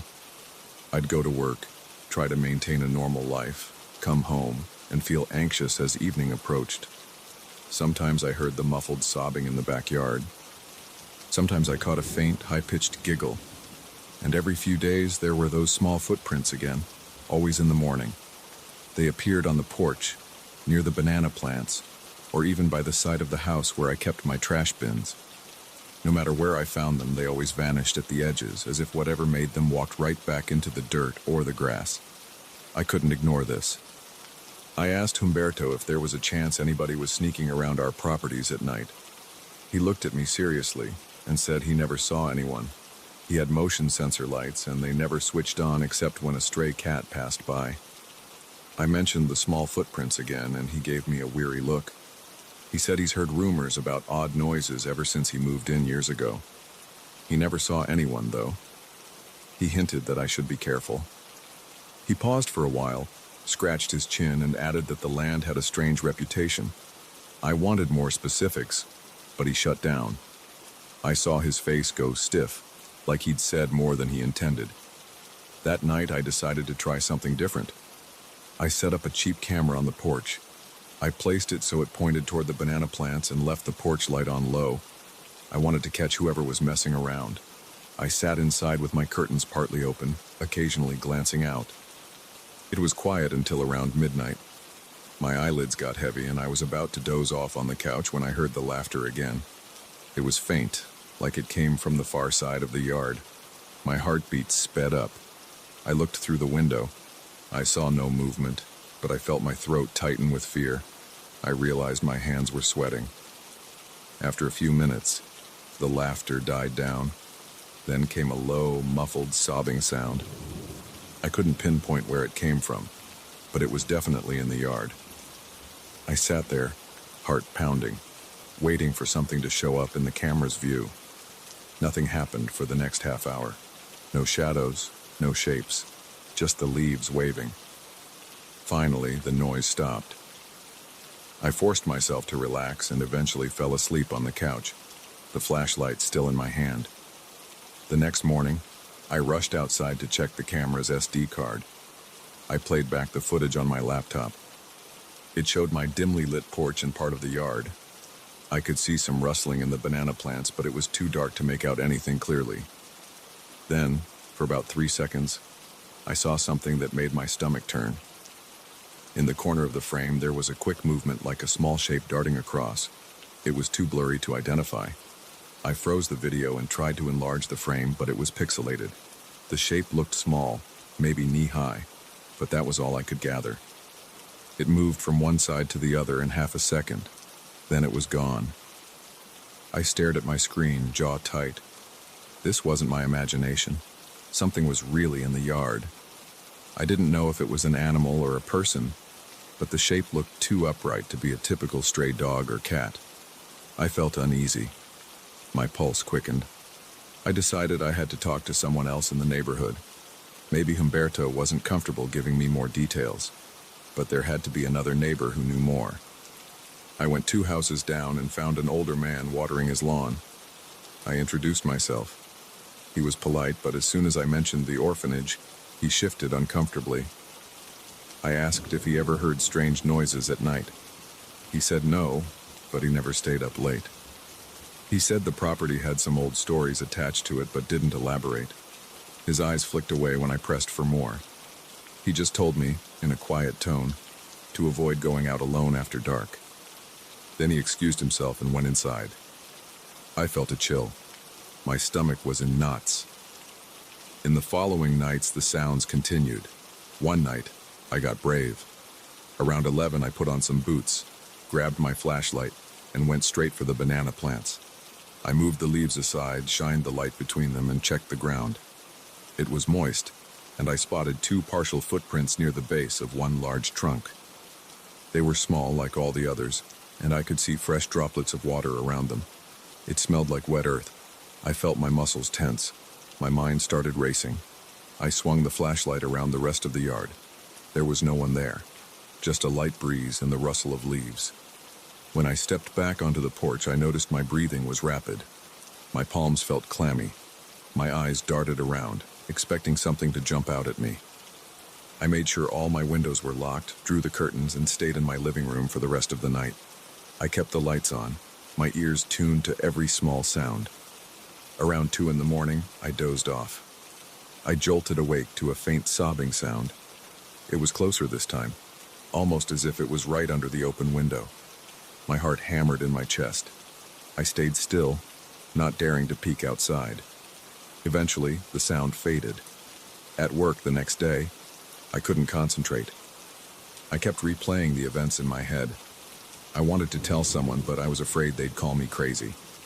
People tend to dismiss weird accounts like that, so I just kept it to myself and tried to focus on my tasks, though my hands kept trembling whenever I thought about it. I left the office as soon as I could and went home. Part of me wanted to sell the place and leave, but I'd invested too much already, and I didn't want to give up yet. I considered inviting a friend to stay over, but I wasn't sure how to explain it. My pride got in the way. Instead, I spent the evening cleaning the yard, trimming the banana plants, and installing a second outdoor light near the fence. By the time I finished, I was worn out. I ate a quick dinner of rice and beans, then settled into the living room again, determined to stay awake. Around midnight, the laughter came back. It started soft, then rose in pitch. My back tightened. I flicked on the porch light from the inside and glanced out through the curtains. I saw nothing, The sound continued, drifting around the side of the house. I grabbed my flashlight, but my legs felt heavy. My gut told me to stay put, but my curiosity pushed me forward. I opened the door slowly and stepped onto the porch. The night air was thick, and my heart pounded. The sound seemed to dance around me, first near the banana plants, then near the fence. I followed it with the flashlight, but I couldn't see anything. After a minute or two, it just stopped. I looked down and saw fresh footprints on the porch, heading right toward my front door. They were clear, made of damp soil. The shapes were small, just like before. My mind raced. I felt fear creeping up my spine. It was the same kind of tension you get when you sense someone behind you, but there's no one to see. I turned around quickly. Nothing. My breath came in short bursts. I wiped the sweat off my forehead and stepped back inside, locking the door behind me. I barely slept that night. In the morning, I checked everything. The footprints were still there, now dried and smudged. I took pictures with my phone, though I felt strange doing it. They looked almost like a person's prints, just smaller. I tried to match my own foot next to them, and there was no comparison. Mine was at least 2 sizes bigger in length. That day, I decided to talk to Humberto one more time. Maybe he knew some detail that could explain this. He listened patiently as I described what was happening. I could see him tensing up. Then he told me that people around here always heard strange sounds at night. Some folks said they saw shapes or silhouettes near the banana plants. Others found footprints or muddy smears on walls, but no one ever talked about it openly. It was like an unspoken rule. People simply lived with it or ignored it. He said the orphanage had closed decades ago, and after that the property changed hands many times until it was demolished. Nobody built anything else on that spot until my little house went up. When I pressed for more information, Humberto just shrugged. He said he only knew rumors, nothing concrete.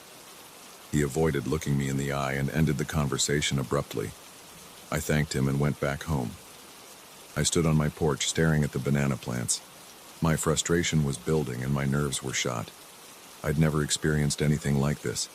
I couldn't figure out if I was dealing with someone playing games or something else. There were no footprints that day, though. The yard stayed silent during daylight hours. At night, the cycle continued. Laughter, sobbing, small footprints. After a couple more weeks, I decided I had to make a choice. Either I'd keep living with this strange activity or I'd leave. So far, I hadn't been harmed. I never found any damage to the property, aside from the unnerving footprints. No one broke my windows or doors. I just felt constantly on edge. I started double-checking the locks every hour. I kept all the lights on at night. I even stopped using the bedroom because I felt too isolated in there. Instead, I slept on the couch, or tried to. I'd jolt awake at every small sound. Eventually, I scheduled a visit with the realtor to discuss my options. But selling so soon would be a huge loss. I also worried that wherever I went, I'd remember these experiences. Something about this place clung to me. I'd poured money into renovations and yard work. I liked the neighbors despite their evasive attitude, and part of me wanted to understand what was really happening. As of now, I'm still here. The nights remain tense. Sometimes the sobbing is soft. Sometimes the laughter is loud. Sometimes there are footprints. Other times there's just a hint of movement in the dark. I can't explain it with facts. All I know is that I hear and see things that don't match the normal routine of a quiet neighborhood. Humberto keeps his distance, but he greets me politely. The other neighbors rarely make eye contact when I'm outside. It's as if everyone is aware, but nobody wants to talk about it. I live day by day. I focus on work. I come home and brace myself for the night. My heart still races whenever I see new footprints or hear that high-pitched laughter in the distance. My nerves are raw and I'm tired. There's no conclusion to this story right now. I get up in the morning, look around my yard, check for footprints, then go about my business. The sun makes everything seem normal. But once the moon comes up, I feel that tightness in my chest. I keep a flashlight in one hand and my phone in the other. I question every sound and shadow. I try to hold on to logic. I wonder if I'll ever get real answers. Until that happens, I remain here, listening and looking.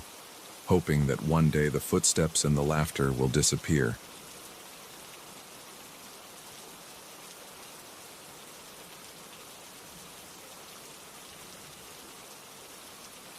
I'll never forget the first time I noticed something strange about that old piano. I had set it up in my living room just a few days earlier, and I was already regretting the decision. The seller practically handed it to me for free, saying it had been in his basement for years. I only wanted a cheap way to learn a few songs. I didn't expect it to keep me awake at night or make me question my own sanity.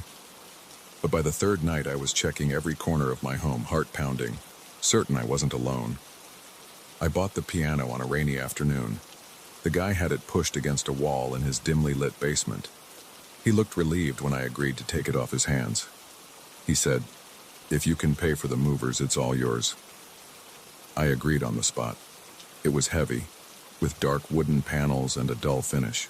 The keys looked dusty, and a few were chipped around the edges. The bench had a padded seat with the material torn at one corner. I didn't think much of it. I just saw an old piece of furniture that needed some care.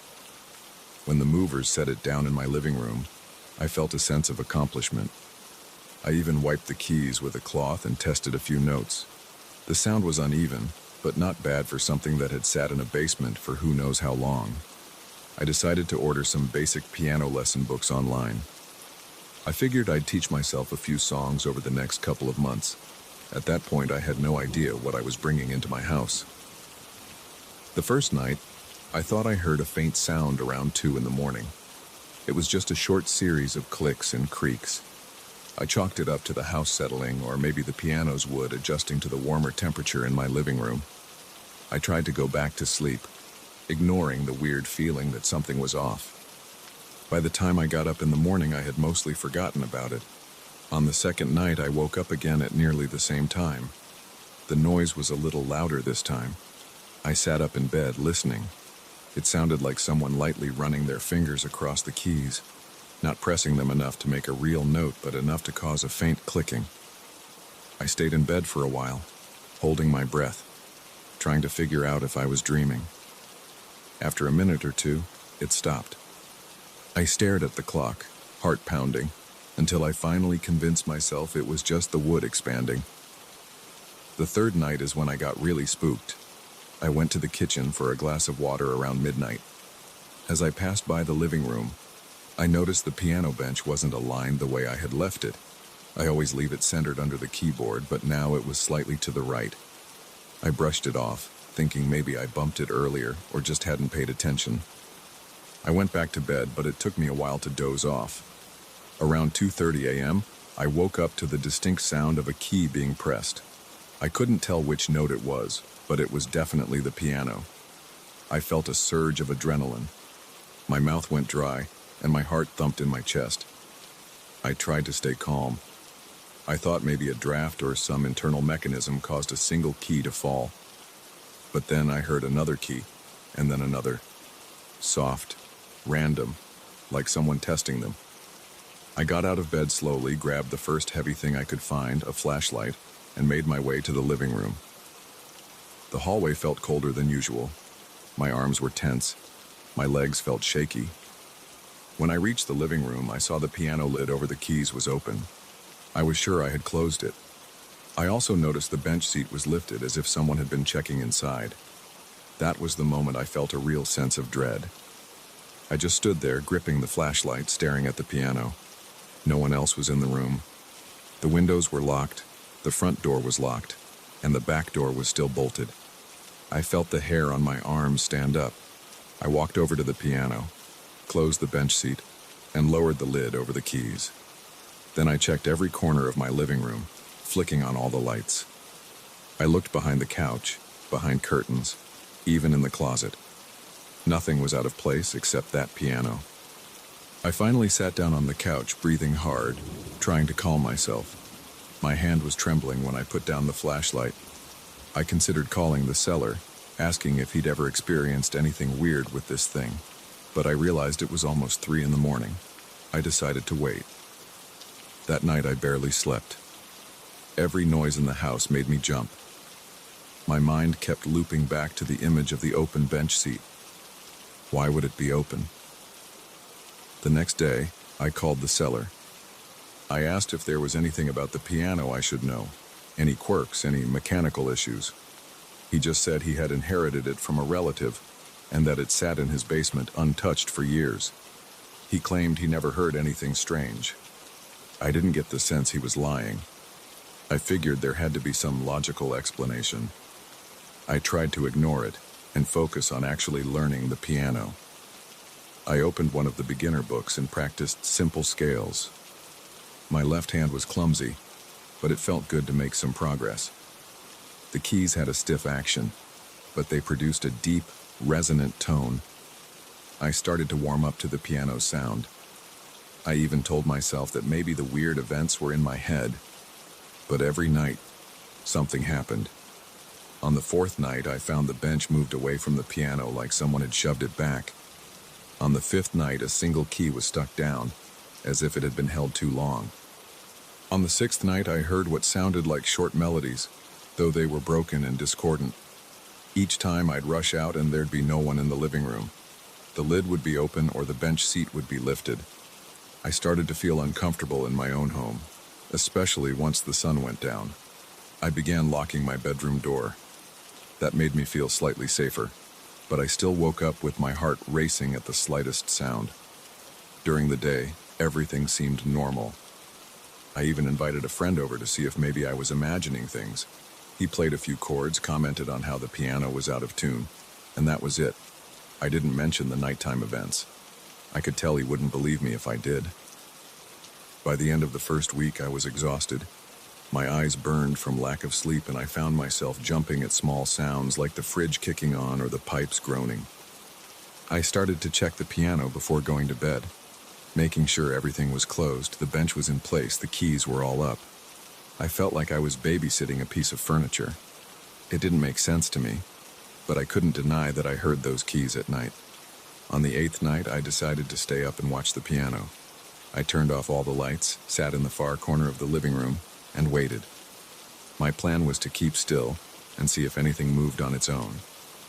I had a thermos of coffee next to me, and I checked the time on my phone every 5 or 10 minutes. For the first hour, nothing happened. My legs started to cramp. I heard the clock ticking in the kitchen. Occasionally, I stretched my back and glanced around. I began to doze off around 2 a.m., but then I heard it. A single note, very soft. My eyes snapped open, and my breath caught in my throat. I stared at the piano. The lid was still closed. The bench seat was down. Then I heard another key. My heart pounded. I wondered if I should switch on the light, but I wanted to see if anything physically moved. I stayed still, trying not to make a sound. Suddenly, I saw the lid lift slightly, as if pushed from underneath. It rose maybe 3 or 4 inches, then settled back down. I felt a surge of fear in my chest. My palms got sweaty, and I nearly dropped my phone. I forced myself to get up. My body felt heavy and tense. I took slow steps across the living room, my eyes locked on the piano.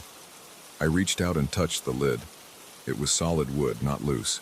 I lifted it fully to check the keys underneath, but nothing was out of place. The bench seat was closed too. I looked inside the bench and saw some old sheet music, that was all. I felt a chill run through me, and I realized I was shaking. I didn't know what else to do. I snapped on the lamp next to the couch and stood there, breathing fast, scanning the room for any sign of movement. There was none. After a few minutes, I decided to close the piano lid, turn off the lamp, and go back to my corner to wait longer. I stayed until dawn, but nothing else happened. In the morning, I felt like a wreck.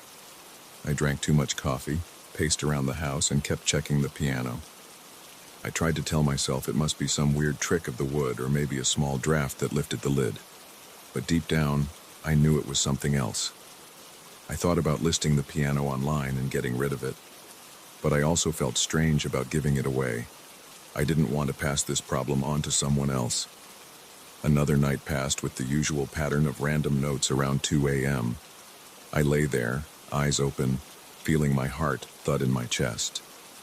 I let it happen, too frightened to move. Then the next morning I walked into the living room and found the bench seat open again. The old sheet music inside was scattered, like someone had flipped through it. I closed it and decided I had to do something. I couldn't keep losing sleep and feeling terrified in my own home. I called a local piano tuner, hoping maybe he could explain something about the piano's internal mechanisms. He arrived one afternoon, tested the keys, opened the top panel, and looked inside. He said it was dusty, a bit rusty in places, but structurally fine. Nothing about it suggested that any keys would move on their own. He tightened a few strings, replaced one that was worn out, and left after about an hour. I felt a brief sense of relief, but that night, the noise continued. Eventually, I decided to stay somewhere else. I packed a bag and spent a night at a friend's place. For the first time in over a week, I slept through the night without hearing any clicking keys. When I returned the next morning, I found the living room just as I had left it, except for the fact that the bench seat was open and the piano lid was raised. I stood there, my heart sinking, realizing this wasn't going to stop on its own.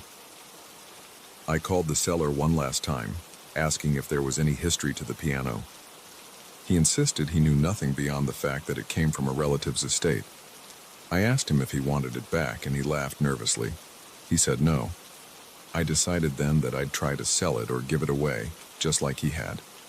I reasoned that maybe someone else would view it as an interesting novelty, or maybe they wouldn't experience the same issues. I posted an online ad. Antique upright piano, free to a good home. You must arrange transportation. Within a day, I had several inquiries. One guy came by to take a look. I let him play a few notes and he seemed satisfied. I didn't mention the noises at night. I figured he'd find out for himself if they continued.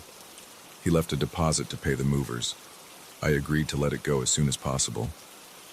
That final night with the piano, I slept in my bedroom, door locked, feeling both guilty and relieved. Around 2 a.m., I heard the faint plinking of notes.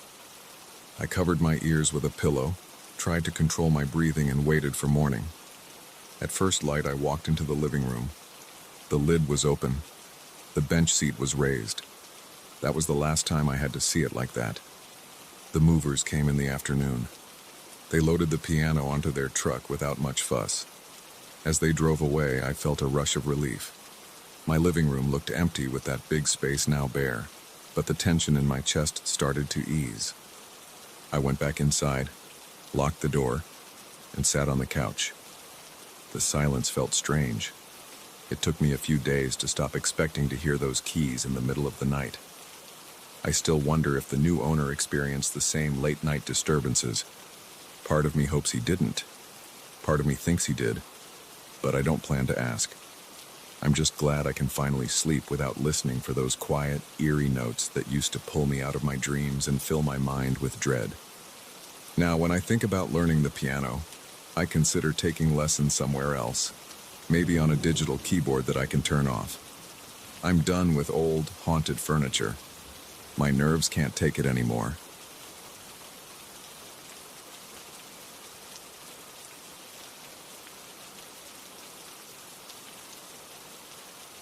I felt a jolt in my gut the moment I saw those Victorian dolls at the thrift store. They were stuffed into a faded cardboard box. The box looked like it had been dragged across a dirty floor for years. I hadn't gone there looking for dolls, but I spotted the delicate faces and the old-fashioned dresses as soon as I stepped inside. I couldn't ignore them. I ended up buying the entire set without even bargaining. I told myself I could use them in a photo series. That's what I do. I run a small photography studio out of a warehouse I rent on the edge of the city. I like unusual props, and these dolls seemed perfect. I had no idea they would turn my week into a mess of headaches, weird sounds, and the worst flu I've had in years. The day I bought them, I carried the box straight to my car. I coughed as I lifted it because a plume of dust blew out.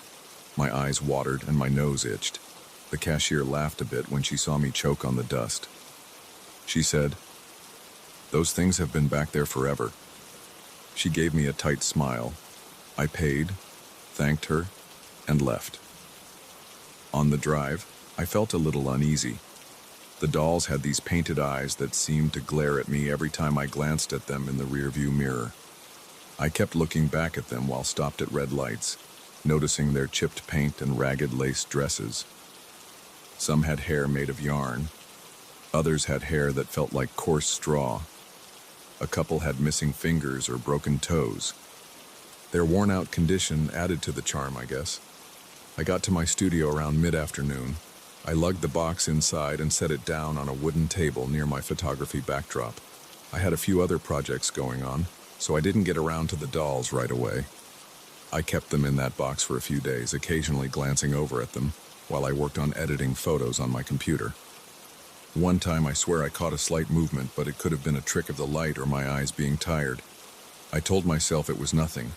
The day after that, I felt some pressure in my ears whenever I got close to the table. It felt like I was diving underwater, that weird sensation that you have to yawn or swallow to release.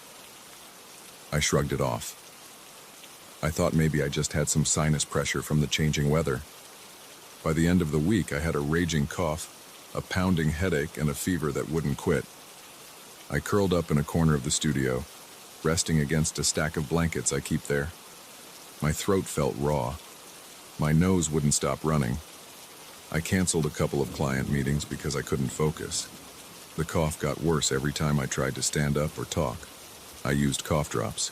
I drank water. Nothing helped. Even my ears throbbed. That pressure got worse whenever I was near the dolls. When I tried to work at my desk, which was only a few steps from the table with the box, the dull ache in my head turned into sharp stabs. It made it hard to look at my computer screen. I couldn't sleep well at night because every time I dozed off, I heard a faint buzzing or whispering. It sounded like someone muttering from the far corner of the room. I started to think I was paranoid. I told myself it was the fever causing mild hallucinations. I told myself I just needed rest and maybe some actual medicine. On the fourth night, I woke up sweating. My body ached, and I could barely swallow. I checked the clock. It was almost 3 in the morning. I heard a soft shuffle near the table. I forced myself to sit up, even though my chest burned with every breath. I turned on a small lamp. The box with the dolls was still there, the flaps open. I counted the dolls. 1, 2, 3, 8 total. They were all in place, or so it seemed. Each face stared up at the ceiling. I felt shaky, but I convinced myself it was just me being sick. The next morning, I decided I had to do something. I intended to sell them online, or at least to an antiques dealer. I took a few test shots with my camera to see if they would look interesting enough for a listing. But every time I lined them up, I felt that same heavy pressure in my ears. My headache flared up, and I found myself clearing my throat constantly. I gave up on photos and decided I'd try to clean them first, hoping a better appearance would make them sell faster. I set up a small station near the sink at the back of the studio. I brought over a container of mild soap, a soft brush, and a towel. I picked up the first doll. Its face had chipped porcelain, and its eyes were glassy. I ran a cloth over its hair. The hair felt rough and smelled stale, like old fabric kept in a damp box for years. As I pressed the cloth into the doll's scalp, I thought I heard a tiny whisper. It was so faint, I couldn't make out any words. I froze. My heart pounded. My breathing quickened. I set the doll down, told myself it was just static in my ears. I tried again. I picked up the second doll, which had woolen yarn for hair. The instant my fingers brushed the fibers, I heard that whisper again. It felt closer, like someone was standing right behind me. I spun around expecting to see someone. The studio was silent except for the hum of the mini fridge in the corner. I felt a chill run down my neck. My hands shook. I had trouble focusing on the act of cleaning. I felt like my heart was racing too fast and I had a hard time steadying my breath. I managed to wash the faces of 2 dolls. I gently dabbed at their dirty lace collars and rinsed off some ancient grime. The water turned gray in the sink. My eyes stung from the dust and from the strain of trying to keep calm. I kept checking over my shoulder, half convinced I'd see someone standing in the shadows. I felt my ears pop again, the same pressure I'd felt all week. The third doll made me even more uneasy. Its glass eyes looked crooked, like they were off-center. I brushed its hair and heard a faint exhale or something that sounded like a breath. It came from right in front of me. I dropped the doll in the sink. The porcelain clacked against the metal. My throat locked up and I gagged. I looked around, trying to see if there was a vent or pipe making noise, but it sounded too much like a human breath. I moved back to the main area of the studio, leaving the third doll in the sink. I felt hot, even though I was shivering. My fever hadn't gone down, and I was sure this wasn't helping. I sat down on a metal stool. I rubbed my hands over my face, trying to calm down. My hands were trembling, and I felt a pounding in my temples. I thought about calling someone for help, but I didn't know who to call for something like this. A friend would tell me I was just sick. A doctor would tell me to rest. I stared at the dolls still in the box. A few had slight smiles, a few had blank expressions. One had a cracked cheek. I stared at that crack for a while, feeling my pulse in my ears. I forced myself to continue cleaning them. I told myself it was just my imagination. The sooner I got them cleaned, the sooner I could list them for sale. I'd pack them up and never look at them again. I went back to the sink, picked up the doll I'd dropped. I felt a little numb at that point. I washed it quickly. My hands felt clumsy. I didn't bother being gentle. I just wanted to get the grime off. Every now and then, I heard that faint murmur again, but I ignored it. I moved faster. I washed the rest of the dolls in silence. By the time I finished, my shirt was soaked with sweat. My head felt like it weighed a ton. I loaded them all back into the box, still damp, and put the box on a table near the front door. My plan was to let them dry and then take them home or mail them off somewhere. I didn't care where they ended up. I took a break, grabbed a bottle of water from the fridge, and collapsed into a folding chair. My breath was shallow and I felt a stinging pain in my sinuses. My fever was spiking again. I decided I couldn't stay in the studio. I needed real rest. But before leaving, I covered the box with a heavy towel. I didn't want to look at those dolls anymore. I turned off most of the lights, locked the door, and walked to my car. Even outside in the parking lot, I couldn't shake the feeling that someone was right behind me. I glanced over my shoulder twice. No one was there. I got in my car and drove straight to my apartment. My fever got worse that night, and I slept for almost 12 hours. The next day, I felt a bit better physically, but I had zero desire to go back to my studio. My mind wandered, picturing those dolls under the towel.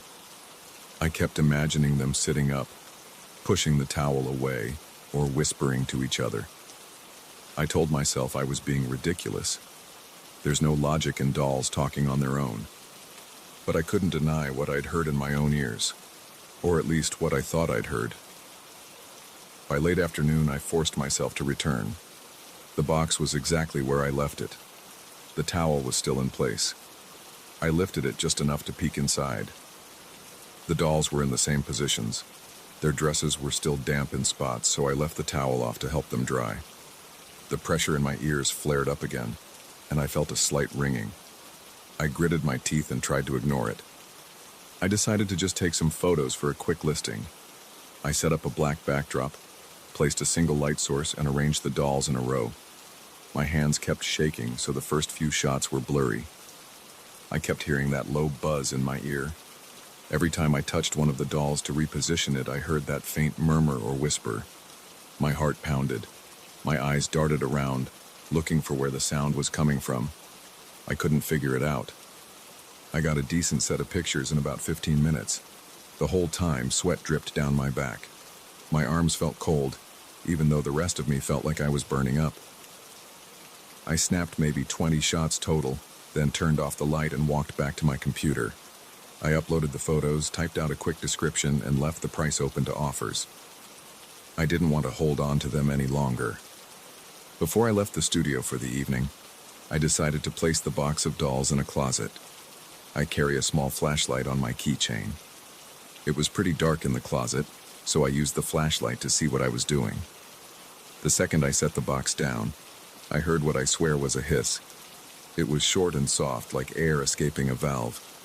I spun around, shining the flashlight in every corner. No one was there. My heart hammered in my chest. I felt a lump in my throat. I pushed the box further inside, shut the door, and backed away. I stood there, breathing hard until I felt a pulse throbbing in my ears. Then I locked up the studio and left. That was yesterday. Now I'm sitting here finishing up this account of what happened. My flu symptoms are still there, but they've lessened. The pressure in my ears is still noticeable, especially when I think about the dolls. I'm waiting to see if anyone will buy them. I'm prepared to throw them out if it comes to that. I don't care if they might be worth something. I don't like the sounds I've heard or the sensations I've felt around them. I've never been a believer in any kind of supernatural stuff. Right now, I just want to be healthy and get back to my normal life. I'm aware that I could be imagining things. I haven't tried to analyze it deeply. I just know I don't want those dolls near me anymore. That's my plan anyway. Sell them or get rid of them. If I have another night of hearing those whispers, I might just toss the whole box in the trash and leave it on the curb. I don't need this kind of trouble in my studio. I just want to breathe normally again and stop feeling that creepiness crawling up my neck. If someone else wants them, they can have them. Otherwise, they're gone. I'm done.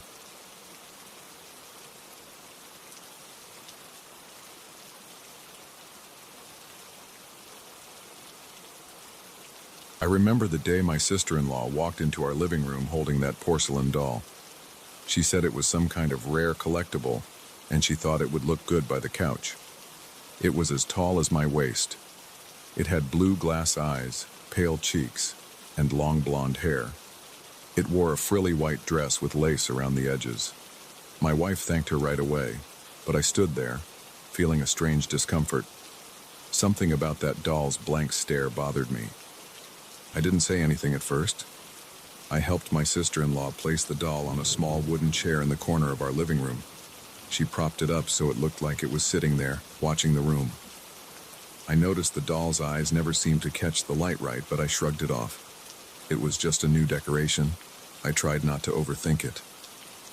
Later that night, I was sitting on the couch with my wife, watching TV. I kept glancing at the doll. I felt like it was staring straight at me, though I knew that wasn't possible. I told myself it was just porcelain and glass. It wasn't going to move, but it gave me chills. My wife noticed me shifting uncomfortably, so she asked if I was okay. I said yes. I didn't want to sound crazy or ungrateful. I just told her it looked a little eerie, but we'd get used to it. The first morning I noticed something odd. I was heading to the kitchen for coffee. The doll's chair is near the front window. Usually the doll faces toward the couch, but that morning it looked like the doll's torso was leaned forward, closer to the edge of the chair. It also seemed turned more toward the hallway.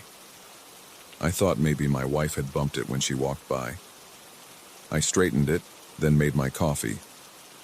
I didn't say anything to my wife because I figured it was nothing.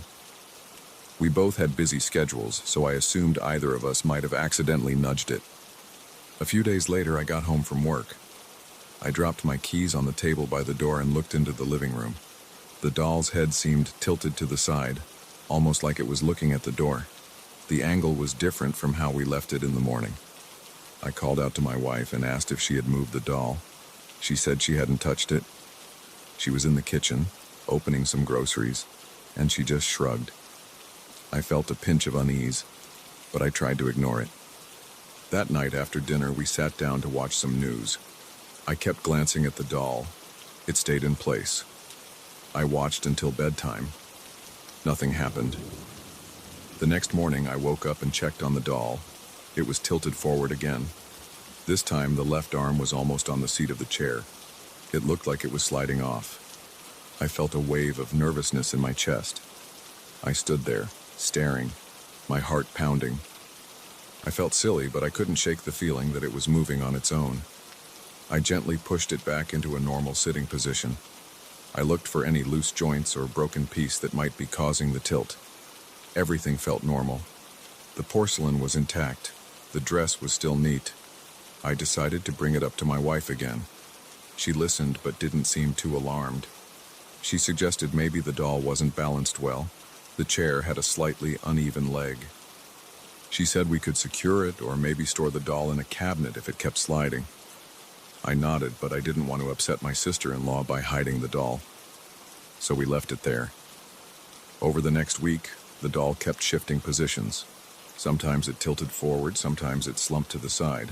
A few times it looked like it had slid a couple of inches toward the edge of the chair. I tried to investigate. I checked the floor for vibrations. I checked the chair legs. Nothing seemed wrong enough to explain the movement. The living room floor is level and the chair isn't rickety. I started feeling jumpy. Every night before bed, I'd double-check the doll's position. Then in the morning, I'd find it shifted again. I began to worry that I was losing my mind or that there was something else going on. After several nights of this, I decided to set up a small security camera in the living room. I bought a cheap one online and installed it near the TV, pointing toward the doll. I told my wife I just wanted proof that we weren't bumping into it, or that there wasn't an open window causing a draft. She thought I was overreacting, but she let me do it. I felt a sense of relief once the camera was in place. I thought I'd finally catch the moment when the doll moved. For the first 2 nights, I checked the recordings in the morning. The footage showed me walking around, my wife passing by, and nothing else. But each morning, the doll was still out of place. One morning, the doll's head was so far forward I was sure I'd see it on camera. But when I reviewed the video, there was nothing. The doll never moved, at least not on the footage. I watched the entire night speed scanning through the timeline, and the doll stayed in the same spot. It was confusing and frustrating. I felt my hands shake as I fast-forwarded and rewound, trying to find a glitch or a sudden skip. The camera worked fine. It was just impossible. The doll was in the normal position all night on video, yet in the morning it was tilted. I tried a different approach. I set up my laptop to record as well, from another angle. I wanted 2 sources of video. I positioned the laptop on a small table on the other side of the room. I made sure it had enough battery. That night, I stayed up later than usual, watching a movie in the living room with the lights low. I kept looking at the doll from the corner of my eye. It didn't budge. After the movie, I turned everything off and went to bed, leaving both cameras recording. The next morning, the doll's right arm was resting on its lap, something it hadn't done before. I felt my heart thump hard. I turned off the cameras and rushed to check the recordings. Once again, I saw nothing unusual. The doll remained still for hours. The only movements were me heading to bed and my wife walking to the bathroom. The timestamps matched. No cuts or jumps. I felt sweat on my forehead. My mouth was dry. I replayed the moment around 3 a.m., then 4 a.m., then 5 a.m. The doll didn't move. I started feeling my skin crawl. I had no explanation. At work, I couldn't focus. I kept thinking about that doll in my living room. I wondered if I should just throw it in a closet. But I worried my sister-in-law would ask about it or want to see it. She was proud of that gift. I didn't want to hurt her feelings. Plus, part of me didn't want to anger whatever was happening. I'm not superstitious, but the situation felt weird. I started scanning online forums about porcelain dolls moving on their own. I found a bunch of stories, but most sounded fake or involved things I couldn't verify. A few suggested temperature changes or subtle house shifts could cause slight movements, but none of that seemed to explain why the camera never caught anything. One evening, I decided to stay up all night in the living room. I wanted to witness the movement firsthand. My wife thought I was losing it, but she agreed to go to bed and let me do my experiment. I turned off the TV around midnight, leaving just a lamp on. I sat in a recliner across from the doll. I tried to keep my eyes on it. Around 1 a.m., I started to feel restless. I got up, walked around, sipped some water. I kept checking the doll. It didn't move. By 2 a.m., my eyes felt heavy, and my head was throbbing from lack of sleep. I decided to focus on the doll and ignore everything else. I sat there, fighting the urge to doze off. My back hurt, and the quiet got under my skin. At about 3:15 a.m., I had to blink a few times to clear my vision. The doll looked the same. I reached for my phone to check the time. When I glanced back up, I thought I saw its head tilted an inch forward. I froze. My heart pounded. I stared, trying to see if it was just my imagination, It stayed still. I stood up slowly and walked over to it. I felt goosebumps on my arms. I could see the doll's head was now lower than before. I touched the back of its head. It felt cool and solid, no sign of any trick mechanism. I slowly eased the head upright again. Then I stepped back, half expecting it to tilt back down in front of me. It didn't budge. I sat down, feeling a rush of adrenaline. I wanted to keep my eyes on it the entire time, but I had to blink. I had to shift in my seat. I tried not to look away for more than a second or two. By 4 a.m. I was so exhausted that I started nodding off. My eyelids felt like they weighed a ton. I forced myself up to walk around, but I still ended up drifting in and out. By 5 a.m., I realized I had dozed off for a solid 10 minutes. When I checked the doll, its right arm was bent forward again. It was the same position I had found it in a few days before. My stomach clenched. I knew it had changed position in that short time. I hadn't been asleep long, but long enough for something to happen. I felt shaky and short of breath. When my wife came out around 7 a.m., I was still sitting there feeling tense and drained. She noticed the doll's new position. I told her it moved while I slept. She gave me a worried look like she thought I was cracking up. I convinced her to watch the new footage with me. Once again, the video showed nothing. The doll didn't move the entire night. Yet there it was, arm forward. I became paranoid. I started closing the living room door whenever I left the room. I didn't like walking by and seeing that figure on the chair. I couldn't stand the blank stare. Every time I looked into those glass eyes, I felt my chest tighten. I tried rearranging the doll differently on the chair. I even tied a piece of clear fishing line around its waist, anchoring it to the chair's back. I thought maybe I could catch it or at least stop it from shifting. The next day, the fishing line was loose. The knot I had tied around the chair's back was still there, but the loop around the doll was gone. It lay on the seat, coiled up. I felt my stomach drop. My wife finally agreed that something strange was happening. She said she wanted to talk to her sister about where the doll came from. She made that call in the afternoon. I hovered near her, listening. Apparently, my sister-in-law bought it at an estate sale from an older woman. The woman claimed it was from her own mother's collection. That was all the information she had. My sister-in-law said it cost her next to nothing because the woman just wanted to get rid of it. That detail made me feel uneasy. I thought about throwing it out, but I worried about disrespecting my sister-in-law's gift. Besides, I had no proof of anything supernatural or bizarre. All I had was video that showed no movement, and yet the doll clearly kept shifting. I started to avoid being alone in the living room. At night, I locked the living room door from the inside before heading to the bedroom, hoping that might help me sleep. Eventually, I talked my wife into moving the doll into the closet in our spare room. I told her we could say we were redecorating. We did it in the late afternoon. I picked it up off the chair, expecting it to feel heavier. It was about the weight of a large porcelain figure, maybe a bit more. I felt uneasy carrying it. Its eyes stared up at me. I tried not to look at them. We placed it carefully on the floor of the closet, propped against the wall. I closed the door. That night, I slept better than I had in days. The next morning, I checked the closet. The doll was still there, in the position we left it. No tilt, no movement. I felt a wave of relief. My wife said maybe the problem was that it was balanced poorly on the chair and the small shifts in the house made it move. I wasn't fully convinced, but at least it wasn't creeping me out in the living room anymore. Over the next week, I kept checking the closet once a day. The doll never moved. I kept the cameras in the living room, but I didn't bother installing one in the spare room. I just wanted my normal life back. I didn't want to deal with more unexplained stuff.